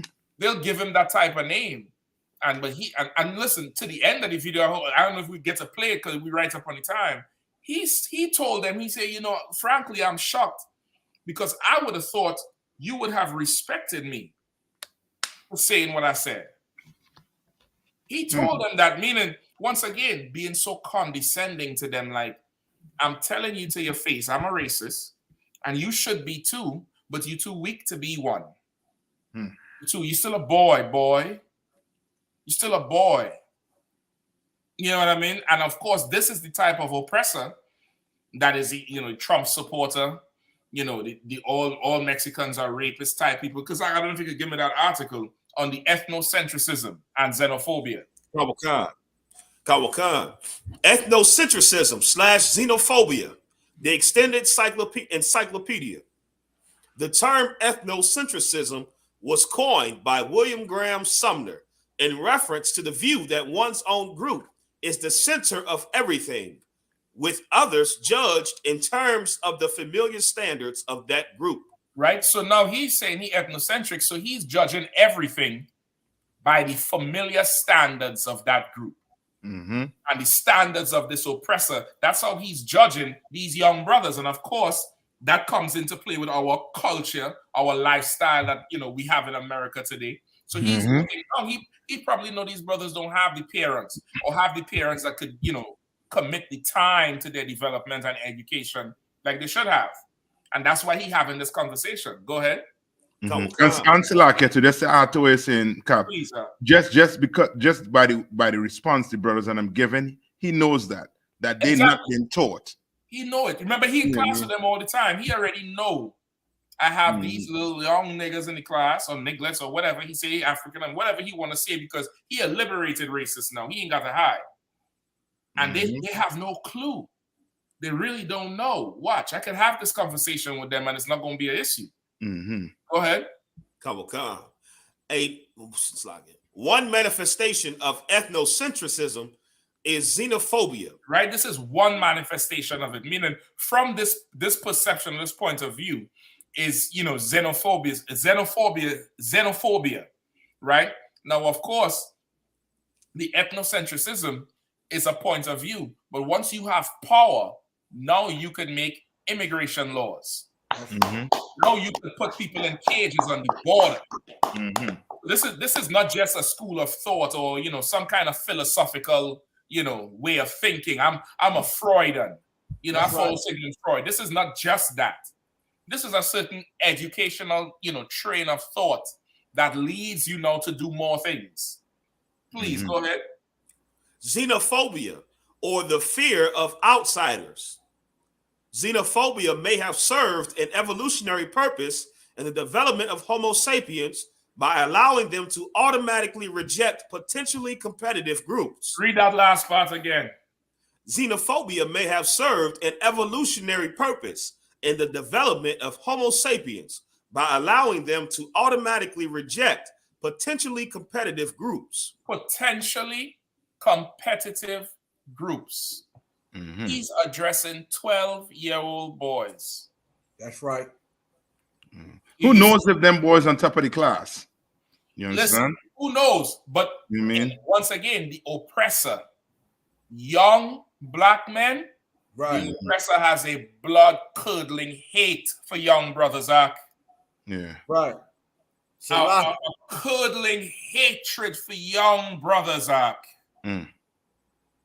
That's how he sit down there and he's focused and he's talking to them and he's like, but frankly, I thought you would respect me. Meaning like, you're supposed to be an equal force back with him. This is who he chooses to spar with. So like, go ahead, Captain Shock, what you saying is so right.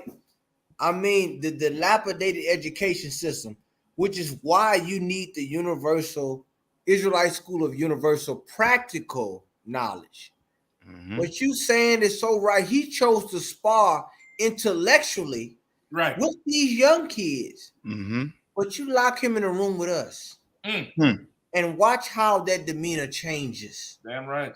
Yeah. See, once again, this is why, and what you said, something that was stuck out to me, Captain Shock, when you said the train of thought, how they deal with our children, which is why the Bible says, train up a child in the way he should go. Mm-hmm. When our children are born, we have to begin that training automatically. Right. Because when they come out the womb, they are enlisted in a war. Yeah. It's sad to say. I hate to say this type of talk, but seeing the times that we live in, you have to train them from birth. Yeah. From the time they're suckled until the time they're able to walk, crawl. You have to almost enlist them into a war and training to understand that you have enemies. And you must be able to defend yourself against. And it's sad that it had to come to this, but our quote unquote leaders have put us in this predicament. And they tell us every Black History Month to believe in a dream when they should have built a reality. Yeah. A reality that would have subject our children to this. That's right. These children here, they're looking around for answers. Look, he's looking to see if anybody, does anyone see this? Exactly. His whole world. Look how he tilts in his head and looking at the teacher. His world is gone. Right. He's in shock. He's saying this, and he's wondering, how did this creep into the classroom? How can you teach? He's trying to reach for answers. You can see the desperation in these children. You can see it. And it's heartbreaking as a man, knowing these children are subject to this. And you wonder why we are so masculine. You can call it toxic masculinity. You can call it whatever the hell you want at this point. I don't give a damn what you call it. I call it being a father. Yep. I call it being a father to the fatherless. That's right. Because I can guarantee you, a lot of these children, like Captain Mashak said, don't have fathers in the house. Yeah. You understand? And they got to come in here and they got to be racially ostracized by someone who wants to get that rock soft racially. To say, I'm superior over you. Now let me hear your rebuttal. I can't really say what I want to say on this podcast. Because I know I'd be totally out of order. Listen, but for sure, right. we will look at this situation. Captain Yadazak, I want y'all to best believe in Austin, Texas. Oh my goodness, we're gonna find out for sure. And if I could say one thing too, go ahead. This is medicine. Yeah. This is medicine right here. Yeah. He looked up to him. Now, Lord Will, he ain't gonna look up to him no more. Like this is the problem. We in the wrong schools. We in the wrong schools. We not in the Israelite school of universal practical knowledge. That's right. That's the classes we missing. Those are the classes we skipping. Those classes we ain't attending. We ain't on time. And then now this is what you're gonna get. You're gonna be in there for, with your oppressor that you looking up to. And he gonna do you like this. He gonna tell you like this, and then you're gonna have to be like this. You're gonna have to be sad and crying. When our Father, the Most High, told us this was gonna happen. Yeah, it's like when your father tell you something and you don't believe it, and you go out there and then you get jammed up, your heart broke or something like that. He tell you that girl wasn't no good for you. And you go out there and date her anyway, or you date that dude anyway if you're a female, and you come back with your heart broke. This is what we need. This is the medicine. And when I pray all our people see this and get some of this medicine. What's they say for the to solve Stockholm syndrome is you have to be reminded. We have to be reminded about what these people are capable of. Absolutely. That's it. We have to, yeah. Absolutely. Can I say one thing, Captain? Please. One more thing before I hate to keep dragging this on, but what you said somewhere earlier about capabilities, ethnocentric, the people who are they view that they have potentially have capabilities against them, and it's just so heavy, man. Because I always think about going to the National Press Club in Washington D.C. General Q introduced me to the National Press Club, and just seeing how white people in America deal with foreign policy. And they never look at intention. They always look at capabilities. Exactly. They look at nuclear. They don't say nuclear intentions. They say this country has nuclear capabilities. Mm-hmm. And just knowing that they have nuclear capabilities makes them a threat. Knowing that these kids have the capability and the potential that they have makes them a threat. And he's also validating white students in that class simultaneously. Yep. He's saying, I'm with you. You are better than these Black and Hispanic Native American Indian children. Exactly. He's saying it's a dog whistle to them. That's why them white kids sat down there and said nothing and just laugh. Right. You're right, Kahan. You know what I mean? If I could, I'm gonna just play the last bit of the video here, which I think is pertinent, and we right up on the time. We're probably gonna run right out of here, you know, soon as it's done. Which I think the last bit of it was very good to witness. The last, you know, little few minutes of it. He's starting to pick up something to say. You don't know me at all. You can put words in my mouth. I'm trying to explain to you something that I've learned in my life. That's all I'm trying to say. And that's the brother in the chair. The brother in the chair seemed a little bit more settled. And that's why he said, you trying to think up of something to say to cover that bullshit you just talked there. Like he have a little bit more in him. But this young one here, he's you know, disappointed. He'll get up with the protest. And you see, he's still giving him orders, like, you know, because he had to write a hall pass for him. So he had to go to him for permission to go somewhere after hearing this talk. No. If you weren't, you would not have just said. No, you guys. You figure the wrongest out of everybody, because every time you let these groups, you let them go to Mississippi when they're passing. When I need to go, no, you can't go. Like, bro, that's racist. And guess what? There are not enough skin colors in the last country. So if I was racist, I wouldn't let you go to the restroom, would I? Like, you don't want him in your. You hear me say, if I was racist, I wouldn't let you go to the restroom. But that's all right, man. You mean to tell me I had to get your permission, you know, I can't have, you know, restroom rights? Like if I was racist, I would have just let you stay there and piss yourself because he's such an animal, man. Like it's absolutely crazy how, you know, how far this oppressor went. But once again, as Kapash was saying, it's medicine. It's medicine for us to see where we're at. It's damn near like a checkpoint halfway through or 3/4 way through, so we know where we're at. This is a good teaching tool. You can show your kids this and run through the whole role with them and teach them what they could say to that teacher. Teach them what they could say to him and how they could take him to task about the thing. You equip your children to not, you know, make them better than the Jewish man. How he defends his anti-Semitism. You defend your right to be the sons of slaves, man. Defend your right to be the sons of slaves and not feel embarrassed and not feel, you know, put on the spot by slavery, which is how these young brothers felt.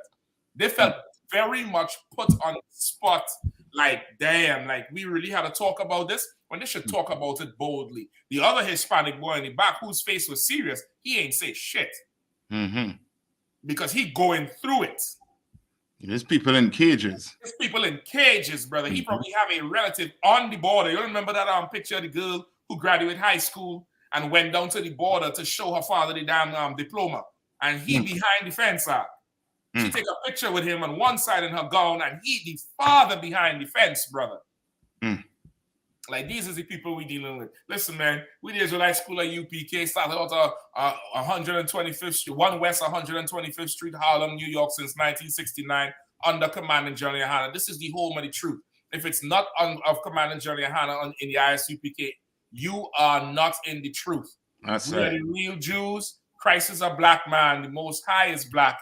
And the white man is the devil the Bible speaks of. That's right. Back next week again. Y'all tune in Monday night. Commandant GEN.YAHANNA going to be rocking it out with the heavy hitters every Monday night, 9 p.m. on Blackwatch. Subscribe to Blackwatch. Go to blackwatch.news. That website. Go check it out. Everything we dropping out heavy. Big up Captain Nanthak down there from North Carolina. Rocking out every week with us. You know, Captain Kahan rocking out every week with us. Captain Kapash rocking out every week. All the way through Officer Kazak, always having us on here, you know, with the scriptures and the stories. We're going to be back next week, Israel. Yabashan Shabakathum.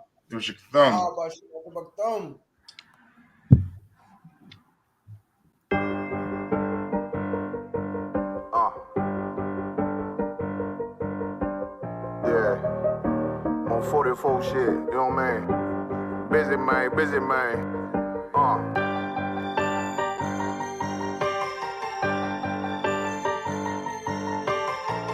Look, when that shit drop, you step all the way on their neck, step on their neck and they head with that shit. Fine then, I ain't show no mercy, we gon' show them boy what time it is. I pop out like I'm Samuel, I got time to kill. Haters thought I died, I survived. They don't know how I did it, got it out the mud, straight to glory. They don't know how I feel, he nice but he don't show them skills, how I show them skills. He ride but he don't work the wheel, how I work the wheel. They mad, I'm too solid, circle tight, yeah, vacuum seal. No, they want my life, I ain't worried, I got rank for real. I got real soldiers, kill for me, nigga, watch yourself. They said you been in beast mode lately, you is not yourself. When you dropping that fire, precious marriage, they inquiring. They can't stop what's coming, but I see them conspiring. Cross the line, them firing. This bitch here, finna break the spin. No kindness, I don't trust you, circle small. You can keep your features. Me and my niggas don't keep no secrets. In the field like Jeepers Creepers, say they want some smoke, dawg. So I brought these chimney sweeps. Coming like we coming, you can't even cap. These niggas don't run it like we running, bitch, don't even start. Bitch, I'm with my niggas till the end, till death do us part. So if you wanna leave, you can leave, bitch, bless your heart. Fine then, I ain't show no mercy, we gon' show them boy what time it is. I pop out like I'm Samuel, I got time to kill. Haters thought I died, I survived. They don't know how I did it, got it out the mud, straight to glory. They don't know how I feel, he nice but he don't show them skills, how I show them skills. He ride but he don't work the wheel, how I work the wheel. Ooh, I got a man, circle tight, yeah, vacuum seal. I heard they want my life, I ain't worried, I got rate for real. Take over in effect, yeah, I'm fully focused. You might not see it on me, just know it's women, that bitch fully loaded. Ooh, yeah, we up and rolling. Told them I need major motion. Think I'm joking, I'ma school them niggas like they baby Jody. Got it out the dust, now I'm too clean, don't know why they hate me. What you want out life, dawg? Guns and butter, baby boy. UPK top, dawg. Certified road runner. I'ma turn that econ line van to a damn tank. I got chopper stash in the attic like they in Frank. They had that shit on lock till I snapped on them like bolt cutters. You cannot play both sides, gotta choose your colors. See him throwing that one up with that W, that's my blood, bro. Fine then, I ain't show no mercy, I'm gon' show them boy what time it is. I pop out like I'm Samuel, I got time to kill. Haters thought I died, I survived. They don't know how I did it, got it out the dust, straight to glory. They don't know how I feel, he nice but he don't show them skills, how I show them skills. He ride but he don't work the wheel, how I work the wheel. Ooh, I got a made, circle tight, yeah, vacuum seal. Said they want my life, I ain't worried, I got rank for real.